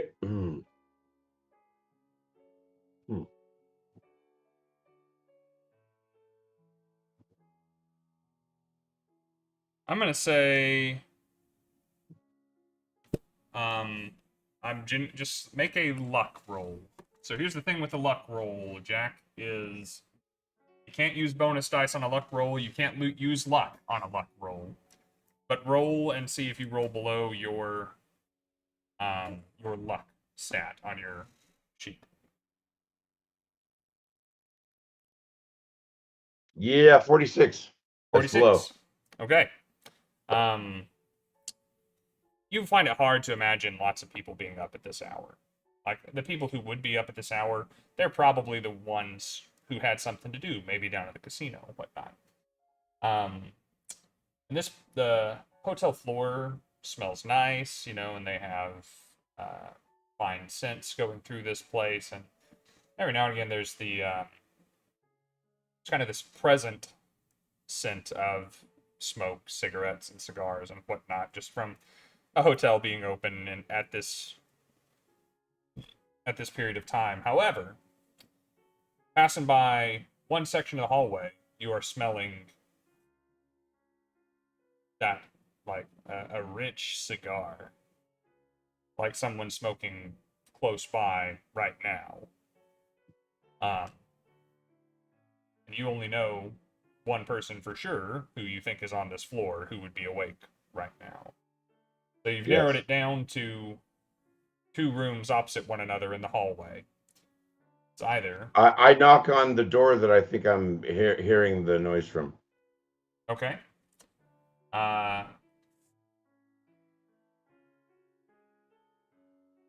The one I basically think he's in. You knock on the door.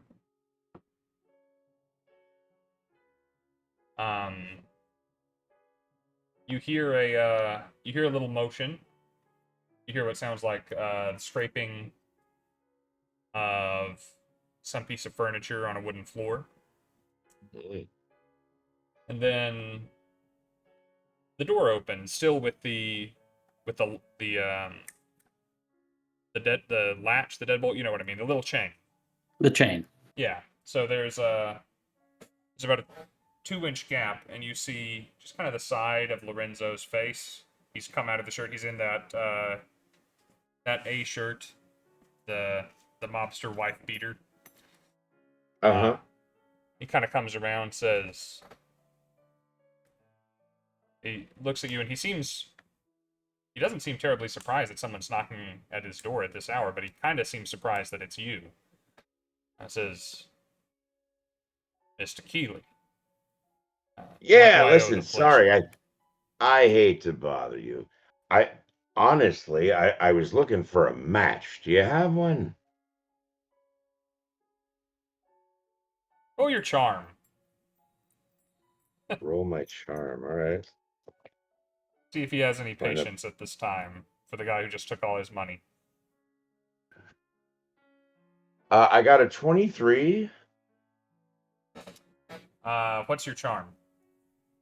60, 30, 12. Yes, okay, absolutely. So that's a success. Hard success. Says, yeah, I got a match. A minute. And he pushes the door closed. He returns about 30 seconds later, and he puts 2 fingers through the door with a matchbook in them. It's missing 2 matches. Nice. Thank you so much. Sorry to bother. It's quite alright. Now, if you don't mind my asking, Mr. Kealy, how'd you know to come to this room? Oh, I didn't. I couldn't even remember what the hell room or level I was on. I just heard noise and thought I smelled smoke and knocked on the door. And how about that? It was you. How about that? Pretty convenient. Thanks, buddy. And then I just begin walking off towards down the hall. Door slowly shuts. Give a real quick. Give me a listen. We'll give you an opportunity to, if you haven't checked this already, we'll give you an opportunity to check it. You got a bonus die if you like. Holy crap. Let's see. Sorry, I'm looking for the listen. It is a 55, 27, and 11, and I rolled a 27. Nice. Awesome. Another hard success. You're familiar with the sound, Mr. Kealy. Once you've heard it, especially several times, it's kind of a hard sound to mistake for anything else, of a hammer being put back into place. Uh-huh. Interesting. All right, thank you. Yep. And you're free to retreat to your room. I do, actually. We are going to have our break. We are pretty stinking overdue for it. We're going to do a couple of things when we come back, and we're going to do them on camera for you. We have an event that is going to take place every night here at the hotel that is going to involve the characters having an investigator development phase and potentially leveling up so much as there is leveling up in Call of Cthulhu for our investigators. So we're going to try and take a relatively short break, just long enough for us to refill drinks and run to restrooms. And we will return to do that and continue a little bit with the scene and the Wednesday of it all. Do not forget, while we are gone, if you weren't around at the beginning, we are doing a giveaway tonight. We have a horn mug from Misty Mountain Gaming, something that you can't find online, you can only get from us at shows, and it is filled with dice that we don't have online that you can only get at shows. So if you would like to enter that giveaway, type !giveaway and get all of the details. Thank you so much. We will be right back.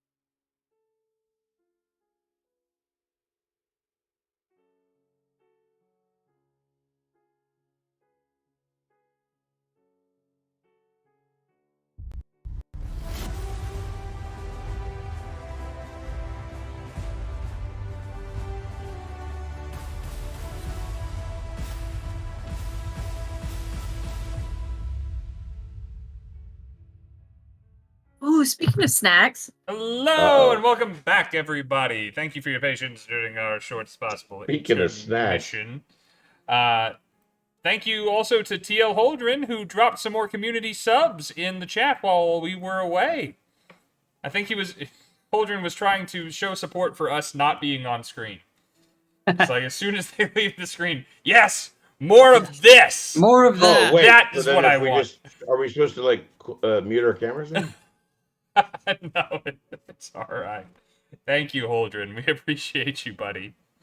All right, That's awesome. let's get this investigator development phase underway. Holdren is bound and determined to get us to another of these dice mug giveaways as soon as possible, I can tell. And I've got another one for when we fill this one up. We're going to be doing the same thing again. So if you are the lucky winner tonight, then lucky you. If you're not, come back soon, and we'll probably be doing it again. Oh my! All right. The investigator development phase. So at every story beat, and we're kind of encouraged as keepers to do this kind of at the end of an adventure or the end of a module, at the end of an investigation, but you might not get to see it as often or know what it is if we wait that long, because then the adventure will be over. So we're going to go ahead and do it on a nightly basis to give the investigators and myself and you guys something to look forward to every night in the game. So the first thing that we do is check and make sure that nobody has upgraded anything. So every time you succeeded at a check across the course of the past stream and a half, Mike has kindly reminded you to put a check mark next to those skills. For those skills, if you would, please, we need you to roll your percentile dice again. Now, what you need to roll is going to be dependent on that skill, and you're going to roll for each skill. If you fail your roll, then we're going to upgrade that skill. So the skills that you are already good at, it's going to be harder to make better. The skills you are kind of crummy at that you happen to succeed on are probably going to improve. I only had 2, and I succeeded at both of them this time. So no upgrading. So No nothing. upgrades. Johnny Lawrence stays at the bottom tier of this little group. You want us to go ahead and do that now? Go ahead and do that now. I'm sorry. Okay. I got A 99. Oh, so something's upgrading. And that was medicine, which wasn't supposed to be able to go up. Hey, yo. Hold on. As long as does it matter which one we rolled for, or like? You're going to be rolling for all of them. So just decide which one you're rolling for, and then roll for it, and then move to the next go one. And then if I failed, I failed, and then I just report the failures and the wins. So if you fail one, let me know, because we're about to improve it. Holy I failed crap. 3 and succeeded at 1. I succeeded at 2 and failed 2. Okay.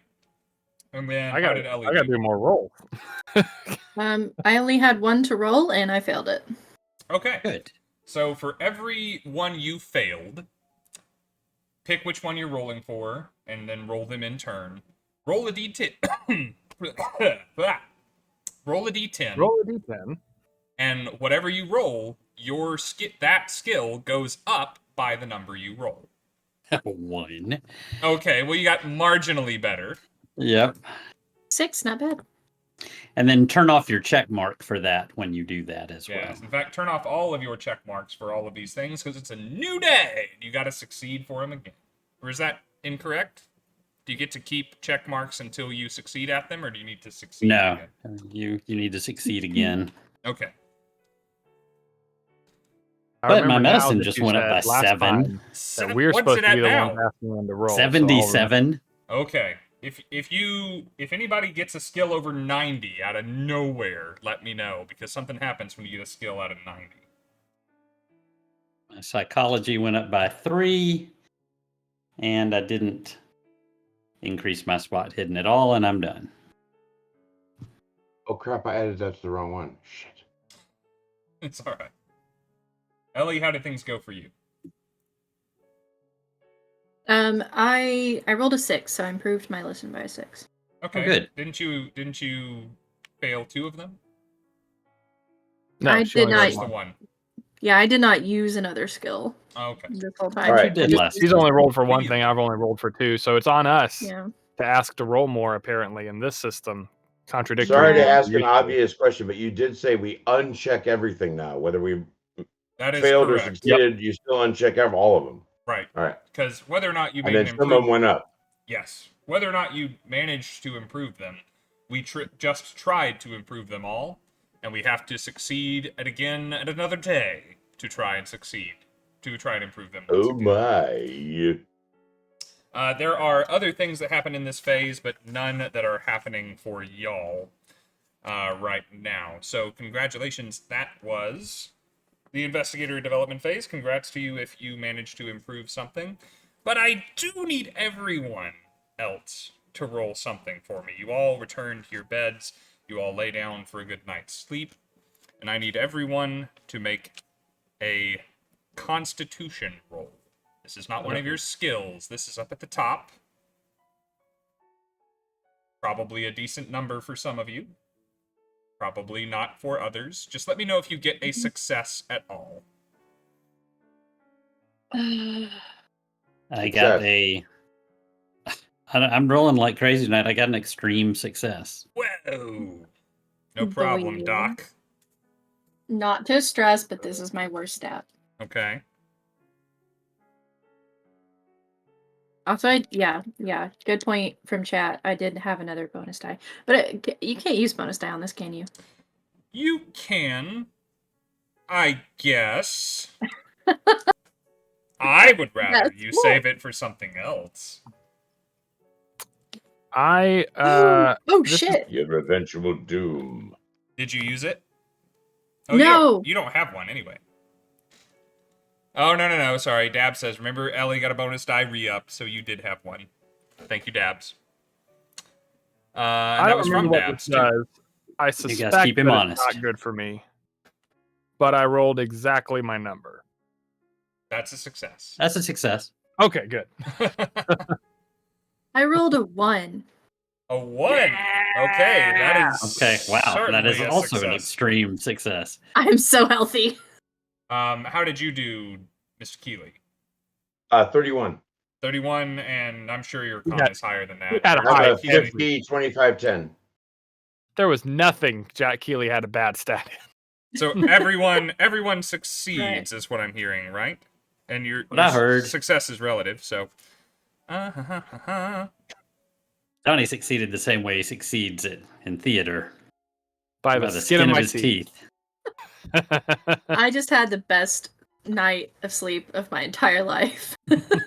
All right. Exactly.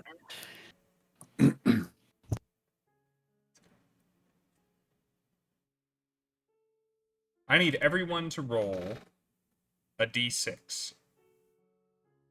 I Like only we're just brought supposed to keep D10s rolling until we because Call of fail Cthulhu. something I'll be that'll right make back. Rob happy. No, this is because you succeeded. I'm being. All right, I have dice that like me and dice that don't. So am I rolling high or low? You would rather roll low. Okay. Okay, which is great that I see a 3, 4, and a 5.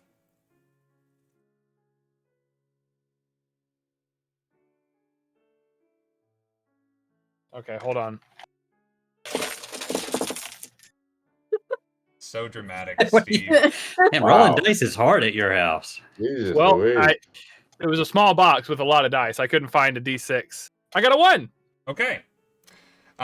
So, all of you, I knew you hated me.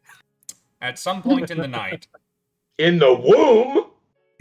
all of you at some point in the night lose a magic point from your sheet. You actually lose as many as you rolled -1.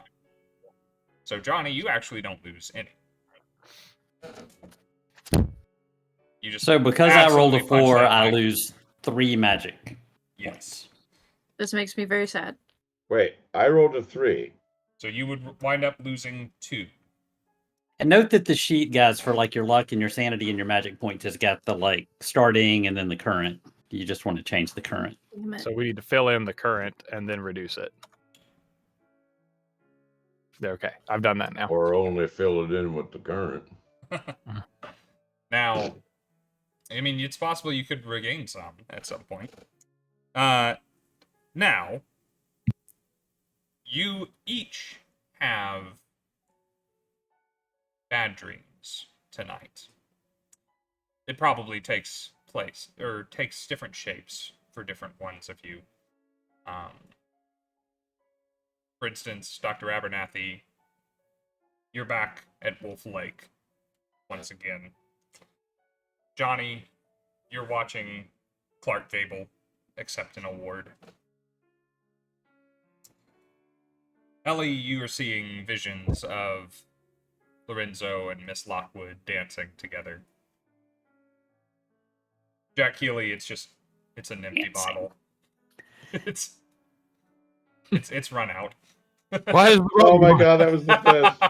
And then I smacked my tray and knocked my saw dice everywhere. That was amazing. I don't know if that made it onto the overlay, but Oh, I saw that was it here. amazing. Now, beyond that, I will say, you wake up, you try and go back to sleep. It's a little fitful. You manage it. But Mr. Kealy, you wake up, and you have a profound sense that you are not entirely alone. In the room or in my skin? Valid Cthulhu question. Not I agree. not- That is. not in your skin. The room is dark. Curtains are drawn. You don't want people looking in on what you're doing. And you're hearing this sound, this metallic scraping sound.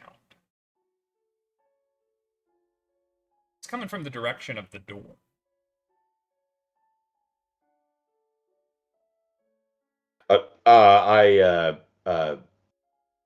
Sorry, I just got in, right? Oh no, we just woke up. That's right. It's the middle of the night. You're not even sure Middle what of the time night. it is. All right. So I grabbed my trusty pistol and moved towards the door. You do. All right. You start making your way there. It's a dark room. It's kind of hard to see anything. Your eyes are blinking. You're kind of having trouble adjusting. There's a little bit of light coming through a crack in your curtains. Some refracted street lights and moonlight. It's kind of painted this whole room in this very vague sort of shapes. If only we Who were hears playing a D&D. lonely saxophone? It's a shame we're not playing D&D, because then you would have dark vision. But you see your side of the door. And there's that little porthole, so that you can see out into the hallway. Too far from it to make anything out. There's the handle. There's the lock. There's the chain that you meticulously placed there, because who's coming into your room late at night? That's right. You hear that scraping.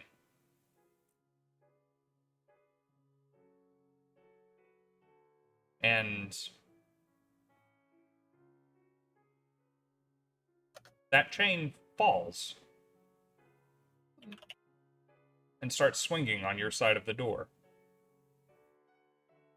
There was no one there to move it. You didn't move it. Whoa! I back up. This hotel really, I mean, if maintenance surely must need to do something with this, right? I mean, if they're just chains are falling out, that can't be.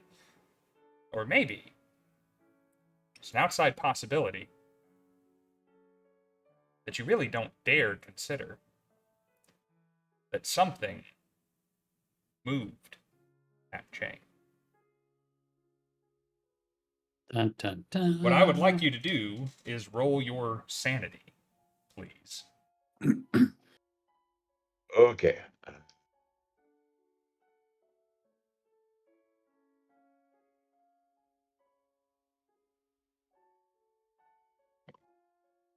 Oh, I failed miserably. 92. 90. And it's 45 and 9. Oh gosh. All right. Mike, help me remember. I had this bookmarked. I'm going crazy. Hi, hi. Does fumbling sanity mean anything more than failing sanity? I don't think so. I didn't think so I'll- either. I don't have my book next to me like I normally do, but I'll. All right. So you have several dice in front of you. I hope. Do you have a D4 in front of you? I do. Roll a D4 for me, please. A 1. A 1. So your sanity drops by that number. Just a 1. Oh, all right. Do I have to put that? I put that in the middle, I guess. Oh, yeah. Just tick that number down for me. Now, when you fail a sanity roll in Call of Cthulhu, lots of things can happen depending on how much you lose. You didn't lose very much. So, only kind of an instinctual reaction is going to happen when that sanity goes away. Erik loses control of Jack Kealy for an instant. And Rob takes over. The worse you fail and the more that you fail, longer periods of time, you might lose control or something might happen. Oh, boy. The thing that happens in this instance is your body seizes up and you squeeze that trigger. That's great. And throughout the hotel, on the floors above and below you, at 3:47 a.m., the crack of a revolver is heard. Jack, you watch as that bullet tears through your door and out into the hallway beyond, splintering wood as it goes. And you hear a yell from the other side of the door. Not pain, but fright. Ah, crap. And you hear feet retreating from your door. What do you do? That'll frickin' learn you. And then I'll crack open the door to see if I can catch a glimpse of who they were. Okay. You rush to the door and you tear it open. You've still got your revolver in hand, missing one bullet now. You look out and you see someone almost on all fours in their effort to take the corner, scrambling around towards the elevator. And you recognize it. It's that bellhop uniform. Nobody wears that color of pants on purpose unless they're paid to wear pants that color. So unless it's somebody different than you have met, might be that fella Terry that helped you take your bags up to the room. Already. You look around real quick. There's no blood. It doesn't look like you hit anything. There's splintered wood. There's a hole in your door now. In fact, there's a hole in the door across from you as well. You said that he got to like an elevator or something? Where did he go? He's like taking the corner to go to an elevator. Like you're in, I just start screaming, hey, I got a problem. There's a hole in my door. Unfortunately, he seems to be very determined to get where he's going. They call this service. All right. It is not that long before you see, returning to your room, you see flashing lights out on the street, flickering blues and reds. And fairly shortly, certainly it's still Chicago, within the next half hour,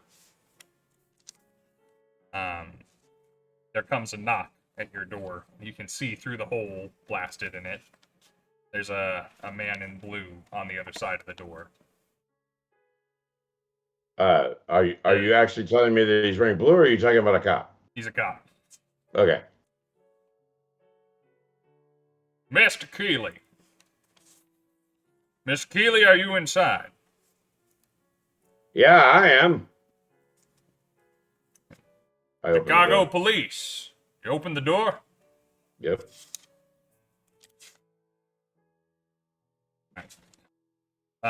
They've told me so much about Chicago, and yet here it is. Like holes in my door of my room. I mean, come on. Is this really what you guys offer? It's kind of sad. Miss Kealy, I do not work for the hotel. I work for the city of Chicago, and there was a gunshot heard on this floor, and there seems to be a bullet hole in your door. Yes. Somebody clearly shot through my door. I would agree with that, Mr. Kealy. Might you know anything about it? Yes, somebody shot through the door. That's what I know about it. He is going to say, there's nothing else you would like to tell me. Other than weird metal scraping sounds outside, yeah, I don't know. Weird metal scraping sounds. Yeah, I don't know. I thought maybe that was the gun. Maybe it was that large. He turns and maybe they're dragging it down the hallway and it went off. He starts to look Crazy, at this right? bullet hole and seems to be determining the trajectory of the bullet and possible points of origin. I'd like you to roll your psychology, actually, if you would. Okay. Oh boy. 58. I have a 77, 35, 14. So, all right. So that is a success. You can check it again. You can check it again. Yes, sir. Thank you. Oh, right. Yes, thank you. Trying to find... Excuse me.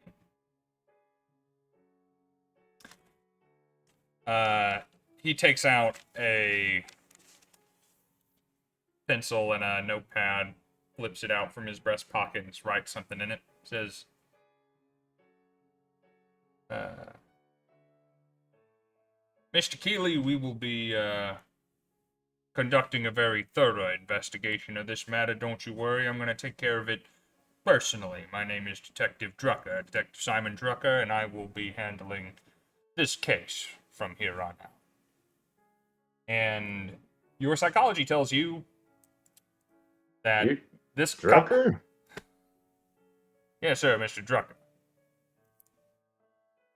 Why do I know that name?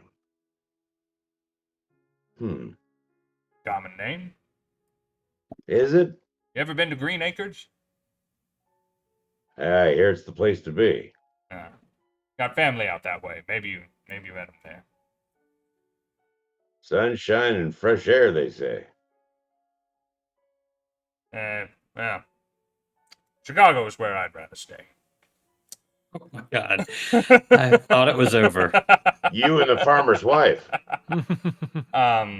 Somebody's going to mention that charming motherfucking pig.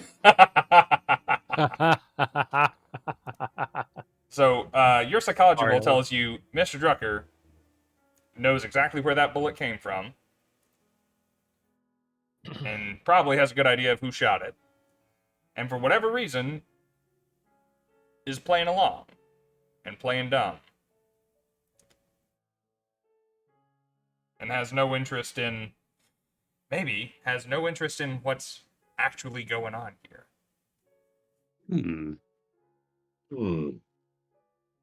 That's interesting. Could you be... Yeah, no, you'd want to... Yeah,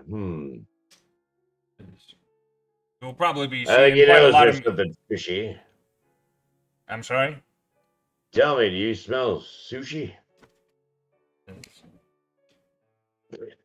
No, sir, I'm afraid I don't smell sushi. Well, it smells like rotting fish.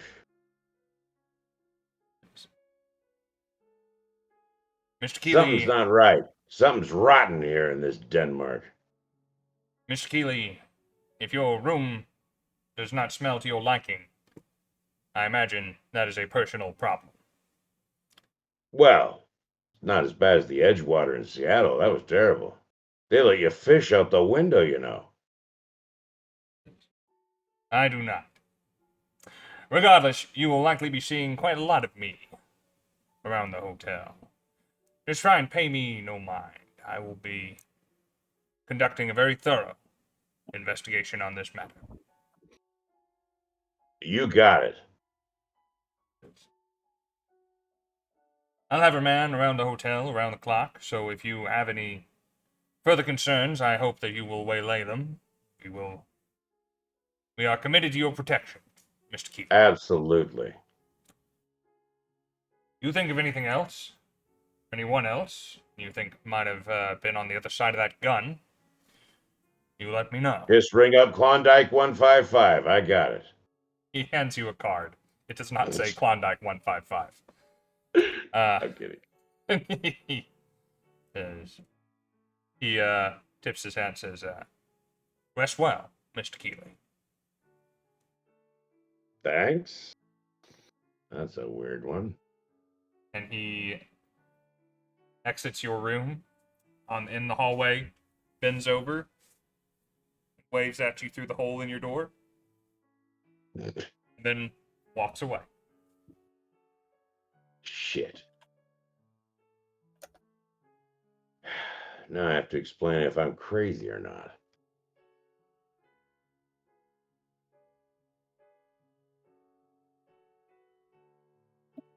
See, Don't like it.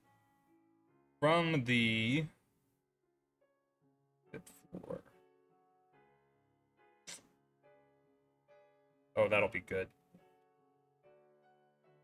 Everyone else, you were separated by enough sleep and enough floors to not have been disturbed by the gunshots or the lights during the evening. And everyone wakes up with a little bit of a disturbed rest at the appointed time in the morning.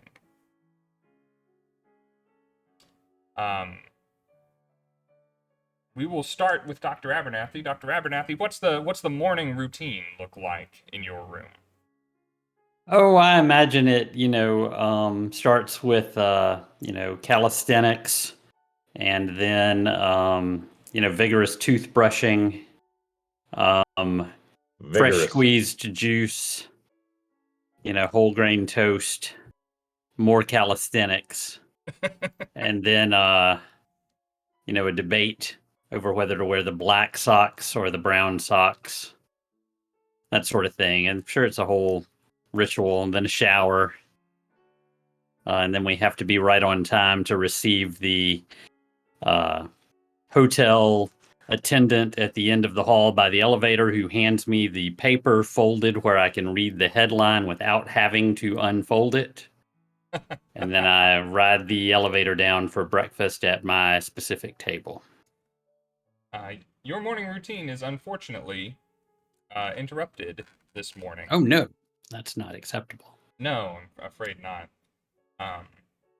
And you could chalk it up to this, that, or the other thing. You guys were up late last night. You managed to break the routine in the evening. However, it is your Tuesday morning outfit is laid out for you on the bed when you come out from the shower. It's not your Wednesday morning outfit. Travis, are you hungover from Miss Walker's concoctions? Should be my Wednesday outfit. This is gray. I expect brown on Wednesday. Pardon me a moment while I make a note of brown on Wednesday in case it ever becomes relevant again. I'm glad somebody will remember it. I also take. I don't know. How do you not remember that phrase?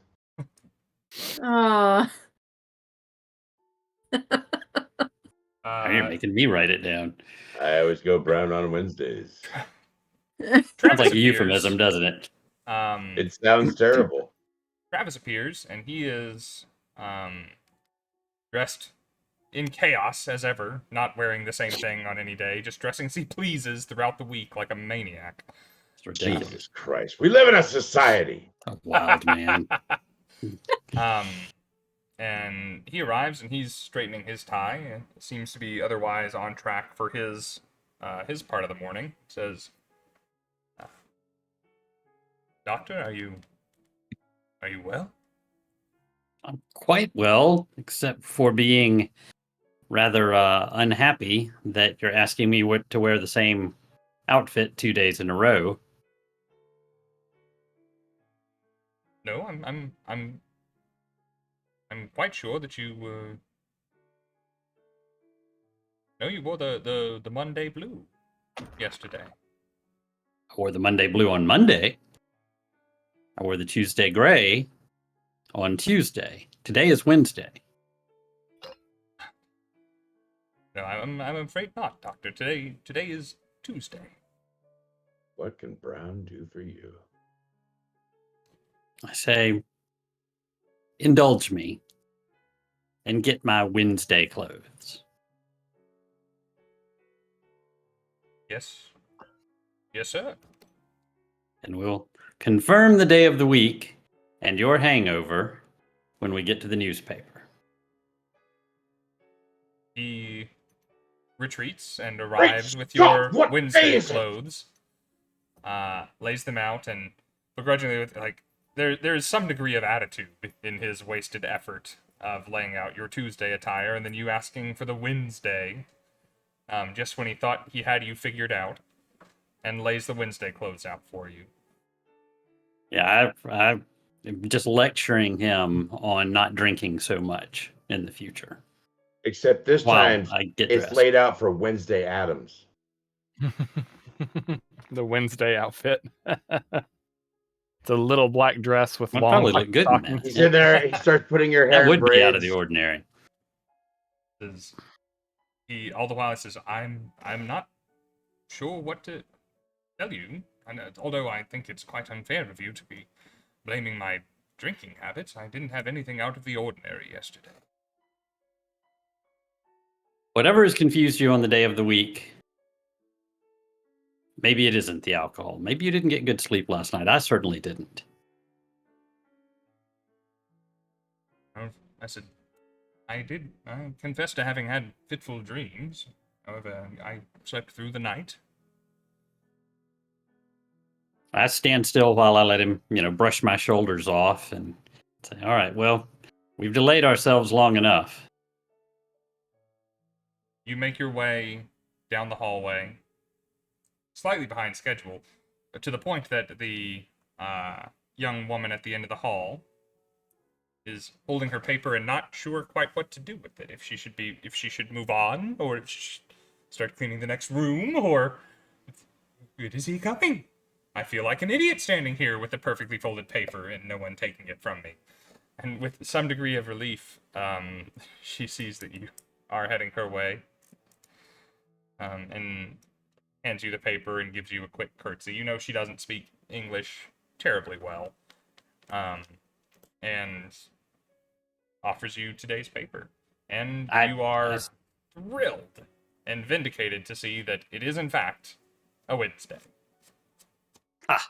I pop it and show it to Travis. He takes it and holds it up quite close to his face, as though proximity to the print will somehow change it to be what he would prefer to be reading. Says, Somebody got too much sleep. I am quite perplexed. What happened to Tuesday? Do you remember losing faster than usual at chess last night? Eating the unimpressive veal? Losing my money at the poker table? That was Tuesday.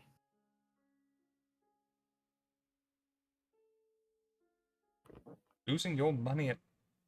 So we play chess, not poker. I mean, immediately try to figure out whether he's joking or not. That would be psychology, I assume. We sure Yeah, do I like our think- psychology, but this is a Call of Cthulhu game, Well, it so... gets I go used a tell you lot. what. All right. I make it by 7. I make a normal success. He began your venture in the room quite concerned about you. Now he is somewhat concerned about himself. He does not seem to be joking. Say, Travis, you may, have you injured your head? Fallen? I start examining him. I say, I'm serious here. Lean over. And I start, checking him out. He submits. You don't see any signs of trauma or impact or anything that would be an obvious sign of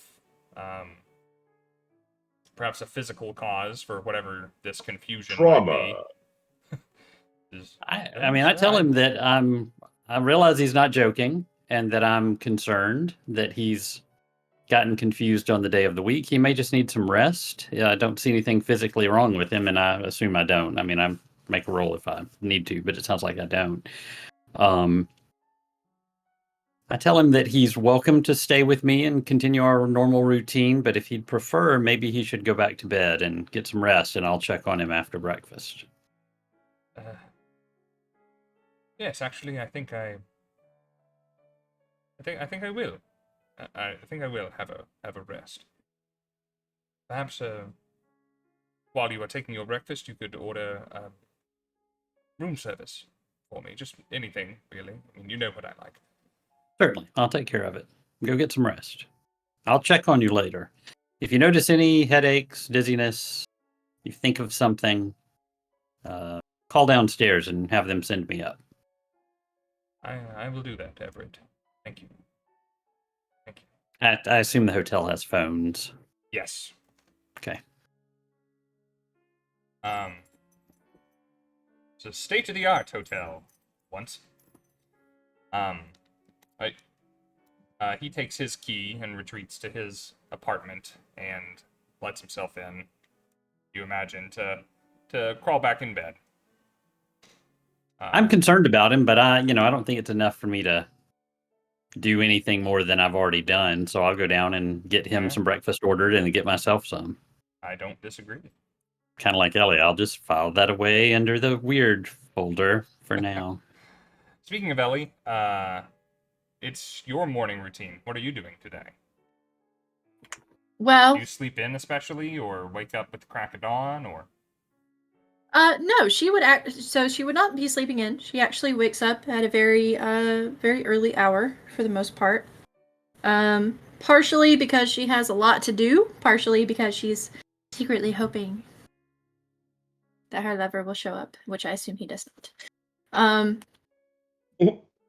But no, she'll wake up early at the beginning of the day. It's not like a getting dressed, getting pretty kind of thing. She's getting into workers' clothes, getting together like gloves, aprons, tools and stuff to get ready to head down to the distillery that she runs in the basement.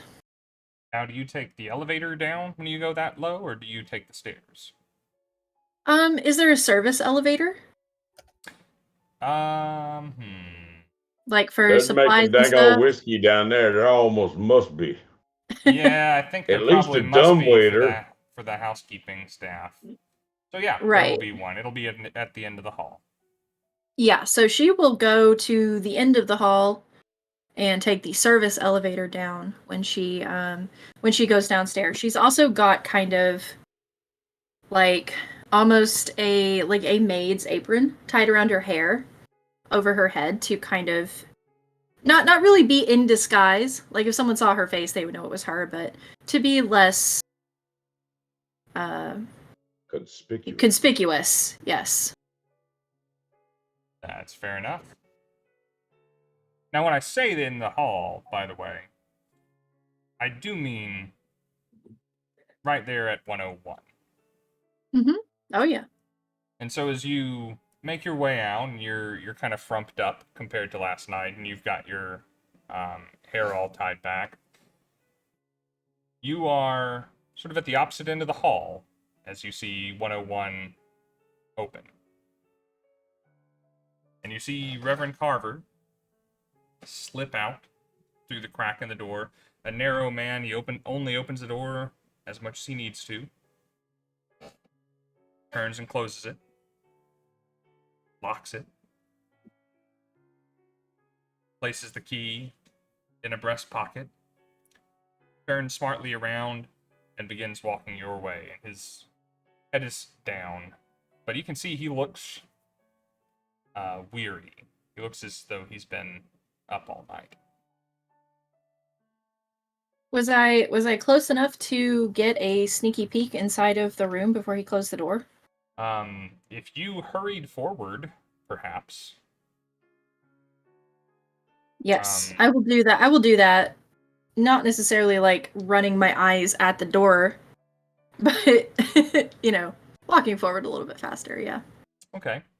There will not be too great of a view since there's a short hall before much of the room, but you can roll your spot hidden. We'll see what you manage to glimpse. Okay. Actually, I think I've got a pretty good... Yeah, I've got a pretty good spot hidden. Let me see what I got. Oh, I got a 6. Nice. Let me see what that is. Wow. For my spot hidden, that is exactly enough to be an extreme success. Nice. Extreme success. Okay. Check mark.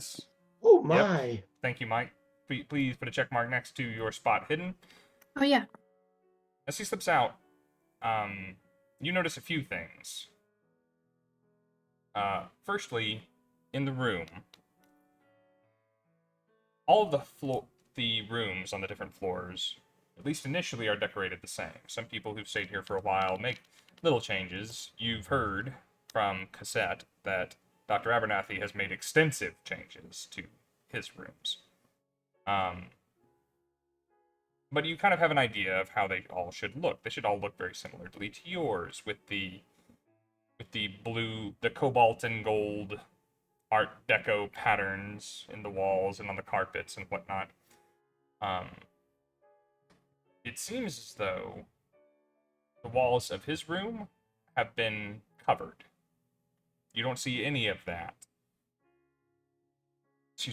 Any of that Art Deco patterning on the walls. They seem to be covered in... First you think they're these little black and white shingles.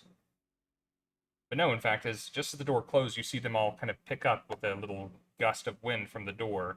No, they're pages upon pages, just covering the one wall you can see.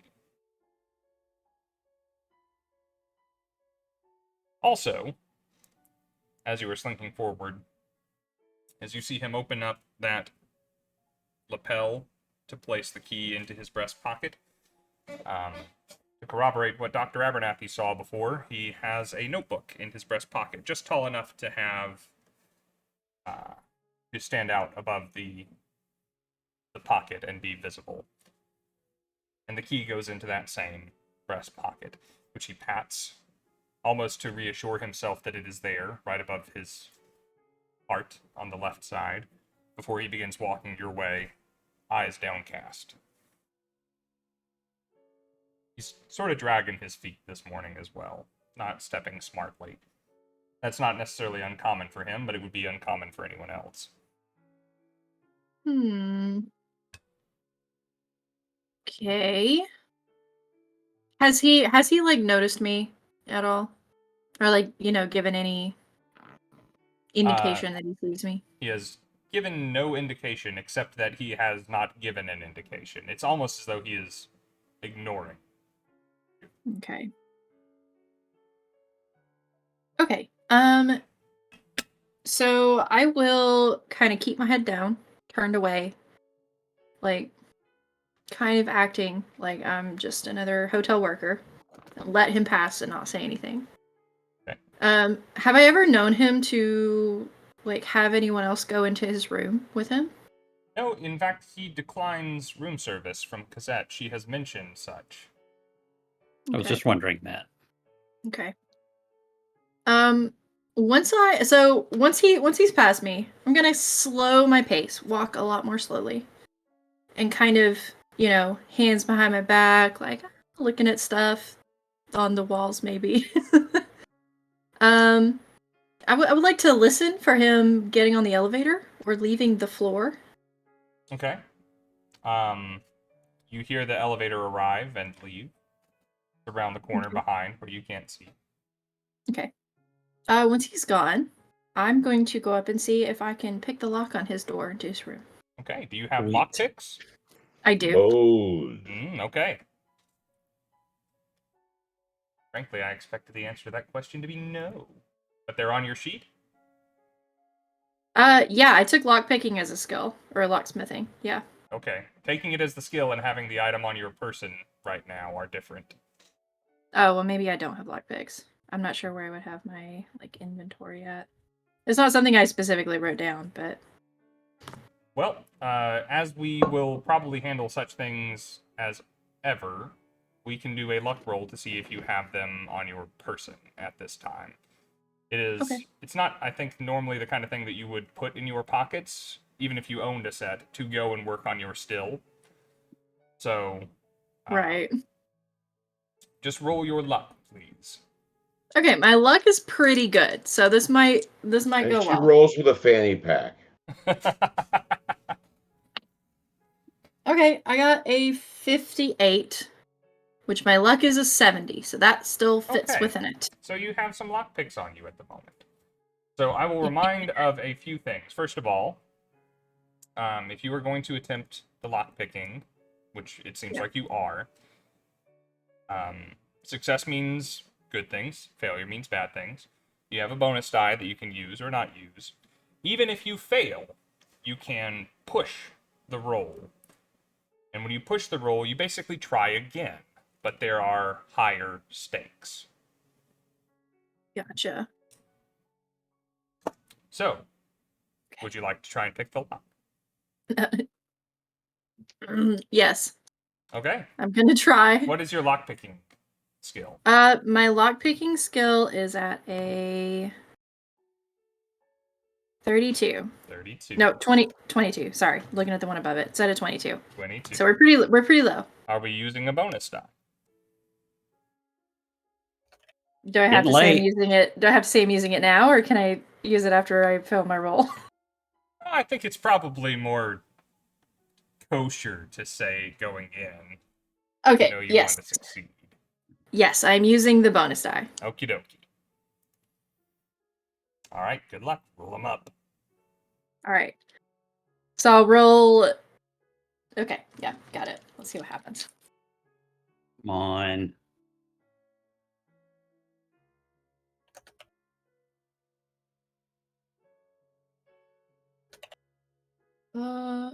Oh, thank God. Okay. Well, one of them would have been an 85. The other one is a 15. 15. Okay. Nice. Thank you, bonus die. I should make those more expensive. I'm stressed Check out. mark. Yep. Check mark on your lockpicking skill. I'm really stressed out right now. Okay. All right. You open the door to Reverend Carver's room. You hear that Awesome. satisfying click and you open it. You quickly jump in, I suppose, before anyone sees you messing with it. And Yeah. once on the other side of the door, the room is dark. In fact, it occurs to you that it is darker than your room was, on the same floor with the curtains drawn. There must be some other measure being taken to block out the light. You know where the switch is. Do you flip it?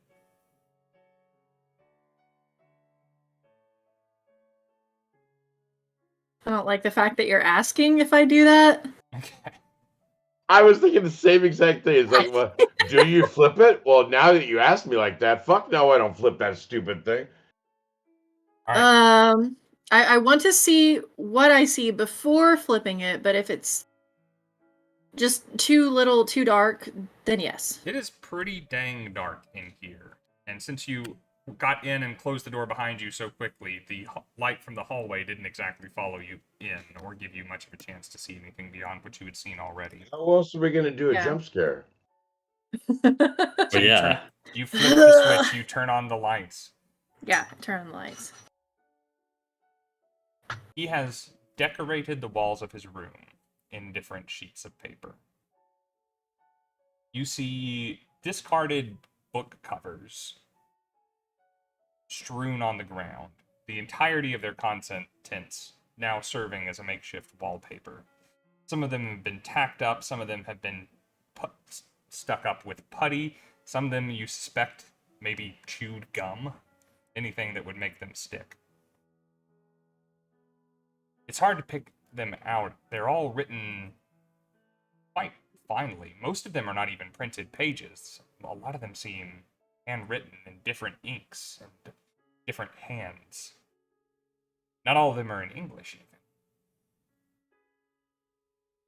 In fact, as you turn around, even the back of the door has these various pages stuck to it. The single bed seems to be the only surface that is sacred. Bedside table has half-melted candles upon it in a room that has electricity. There are photos laid out across the table. Photos of places you've never seen before, figures you've never seen before, things that seem to have no meaning to you, but doubtless have meaning to someone else. The bathroom, there are no toiletries laid out. In fact, the shower curtain has been ripped down. You're not quite sure where that is.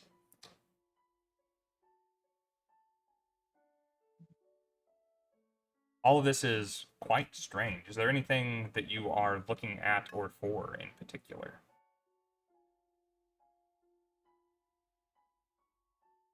I just feel like you made a mistake. Yeah, so I'm not sure if, honestly, I'm not honestly sure if Ellie would be smart enough to do this. But if she is, so I heard chanting. I heard cheerleading from outside of this door last night. I heard words being repeated, I assume. Mm-hmm. Even if it was in a language I don't understand. I would like to look around at any of the pages and see if any of them have words printed on them or written on them that look like they are those words that I heard. Somebody's getting into the sorority. This is my hazing, I think. I'm gonna check another thing here. Hey, how kind of Dr. Abernathy to change his background to I found a conspiracy board. the interior of The Nice. background. My Reverend brain. Carver's room. Right. See, it's not in that chapter. It's in this chapter.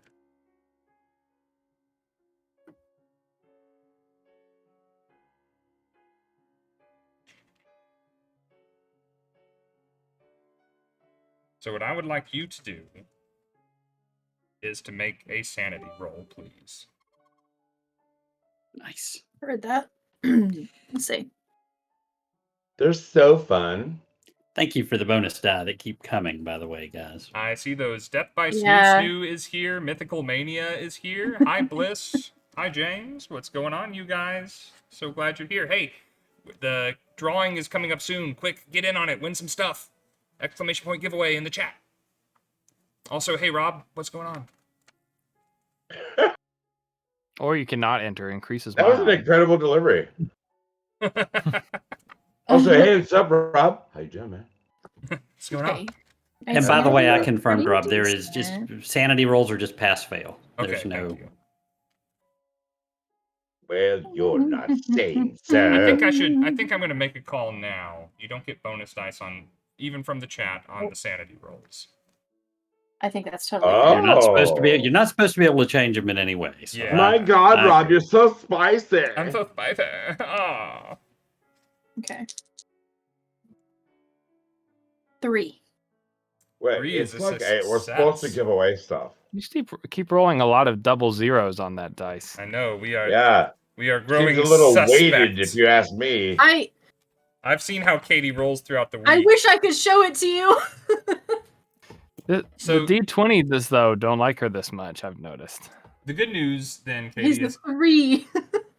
on success, you lose a point of sanity. Okay. 1 point of sanity gone. So if I was at 65, I would now be at 64. Correct. That's right. Keep your Yeah, like welcome to normal, whatever. We all operate lower than our normal sanity. As I you start, medicate myself. I don't know. I think I operate at like way below. you are devoting some time to scouring these pages on the wall for anything that is repeated, anything that sounds like what you might have heard last night. And frankly, a lot of it seems indecipherable. This is not the sort of thing that you can skim through and get the gist of. The paper here doesn't seem to have anything to do with this paper, this paper, this paper, or this paper, and they're not in this always in the same language and not even in the same hand. Some are print, some are things. Some of them are on different paper. Some of them are different on different styles of paper. Some of them are on relatively new lined paper. Some of them look quite old. And finding any kind of a thought, a through line between all of these things is quite difficult. And the pictures are maybe the worst parts. There are black shapes scribbled in, and you see it's hard to make out any kind of particular detail, but teeth, eyes, and these tendrils coming off of different ones and wings. And this is not normal. This is not something that anyone would read for fun, much less decorate their room with. No one's sane. But as you are looking through it, trying to find some of the trying to find trying to make any sense out of all this mishmash chaos. Something that sticks out to you is a page that doesn't have any words at all. It looks like pictures you've seen of hieroglyphics. Like very intentional sets of very simple pictures and shapes. And We're playing Pictionary. whatever they are, there's this image of this figure wrapped up in a loincloth with this ornate headdress, but the face is that of some kind of bird. And it's holding something in its hand. It's holding like this weird cross with several circles above it. And it's holding it out, and it has its other hand out slightly beneath it because two-dimensional art, you know? Mm-hmm. And there are figures underneath it that seem to be worshipping or thanking or praising this entity. Perhaps begging. And then there seems to be this almost gatorish or lizardish thing that seems to be over the rest of this picture, but its face is turned away. It has claws facing away, as though turned or repelled by this Birdman. And as you divert and try and look for chants and things, something about that just keeps pulling your attention back to it.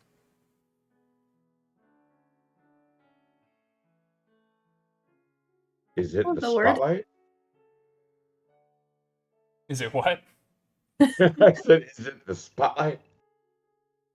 Sorry, I it was a dumb joke. I apologize. And there goes the kitty. That was Orion. It has taken you a while to kind of get the master of this to the extent that you have, and let's face it, it's not a very good extent. But you're beginning to fear that any more time spent in here may risk him finishing his meal and possibly returning. Unlike Dr. Abernathy, you do not know Reverend Carver to keep to any particular schedule. Yeah. Oh my. Yeah, I'm definitely getting nervous. I've spent way too long inside of this room, and not exactly a vacation home. So observing all of these things, if I can, the one that really stood out to me, Ellie's gonna try. God, player Katie knows this is a bad idea, but Ellie would do this. She's gonna try and snatch it, but she's gonna try and take it and like cover it up that she took it. You know? The one with the hieroglyphs. Yes. How would you cover up that you took it? So just kind of like pushing other papers on top of it. So basically like a sleight of hand check, I guess, if I can do that. Like making it look like it was never there, like other papers were just over the top of where it was. So, I in my mind I can see how this might work, but it's going to involve moving the ones immediately around it, and the ones immediately around that, and the ones immediately around that, and it will take time. Way too long. Are you trying to define gravity? What is too long? Would you want to take as long as it will take to do this? She's in a hurry. She's gonna try a little bit, but it's not gonna be enough for it to take like a long time. Like if I was casting a spell, I am not ritual casting this. You know what I mean? Like... Okay. You can do your sleight of hand with a penalty die. What's a penalty die? Penalty die is the opposite of a bonus die. You roll 2 and take the worse. Okay. Oh my god, it's disadvantage. Yeah, it's basically a disadvantage. Okay. Well, at disadvantage, that ended up at 51, which is way over my sleight of hand, which is 30. Okay. You have no hands. You take the piece of paper you want. Mm-hmm. And as you take it off the wall, the little staple that held it there tears a little hole in the paper. And then you start moving all these other things, and you're a little bit freaked out. You throw the paper. There's a hole in the paper. And there's a staple in the wall. And there's another thing. And you put it... Yeah, that looks good. Yeah, okay. All right. I gotta be down to work, because that's gonna be wondering where I am. I don't know where the guy is. I do not want to be caught in here by a guy who decorates his room like this. That murder board is ruined. It's definitely ruined. Sorry, preacher. You get out of there? Yeah, I'm getting out of there for sure. We need very fast. We need to move on with the stream. It is a little bit past 10. It is past time for us to end in that case. 10, Central Time. And I need to let people go on to do other things. I know Steve and Katie have a meeting for the play-by-post server coming up here in just a few minutes. So it is time for us to draw a winner for our giveaway. And we will come back next time to see what Dr. Kealy and cliffhanger ever. What Jack Kealy and Johnny Lawrence are doing with their mornings as we go on to the... Oh, it's not hanging out together. Wednesday. It's a Wednesday that we are going into in our next game. I love a good Wednesday. Sorry guys, I had to be nosy. I thought it was great. And I was sure I was going to be the one who lost today, not Travis. So that's. I was sure that somebody had to do something today, and I'm glad you stepped up. So there you go. It was just right there. I keep forgetting that my character. I keep forgetting that my character's a man of few words. So it's like the interaction. It's almost like you're waiting for more, and I go, nope, that's all he's giving. You can't bring Erik Braa on a stream and then ask him not to talk. You just got to change your character. Here's the thing. It's all about proportion, all right? Compared to Miss Lockwood, Steve, Miss Lockwood, he is a man of few words. Who, sorry? Yeah. Oh, you mean Miss That was Lamont? the whole point. I can let the dame run her mouth all she likes. All right, guys, 120 tickets have been purchased for our giveaway. We are Oh, going to she's nitty. close it and draw a winner. I'm not going to do a drum roll because that would shake the mic. Oh, wait. Galactic followed us. Steve, stop that. It's terrible to listen to. Thank I you think for that the was drama, me. though. It was coming out of Steve's mic. Thank you, Galactic, for the follow. We are Misty Mountain Streaming. We like to tell and experience great stories, and we usually do that by playing tabletop role-playing games like D&D or Call of Cthulhu. So that's what And they we're doing sell tonight. freaking awesome Hey. dice. And we sell dice and occasionally give them away, and that's what we're drawing a winner for right now. Misty Mountain Gaming. The Existential Nerd is our winner.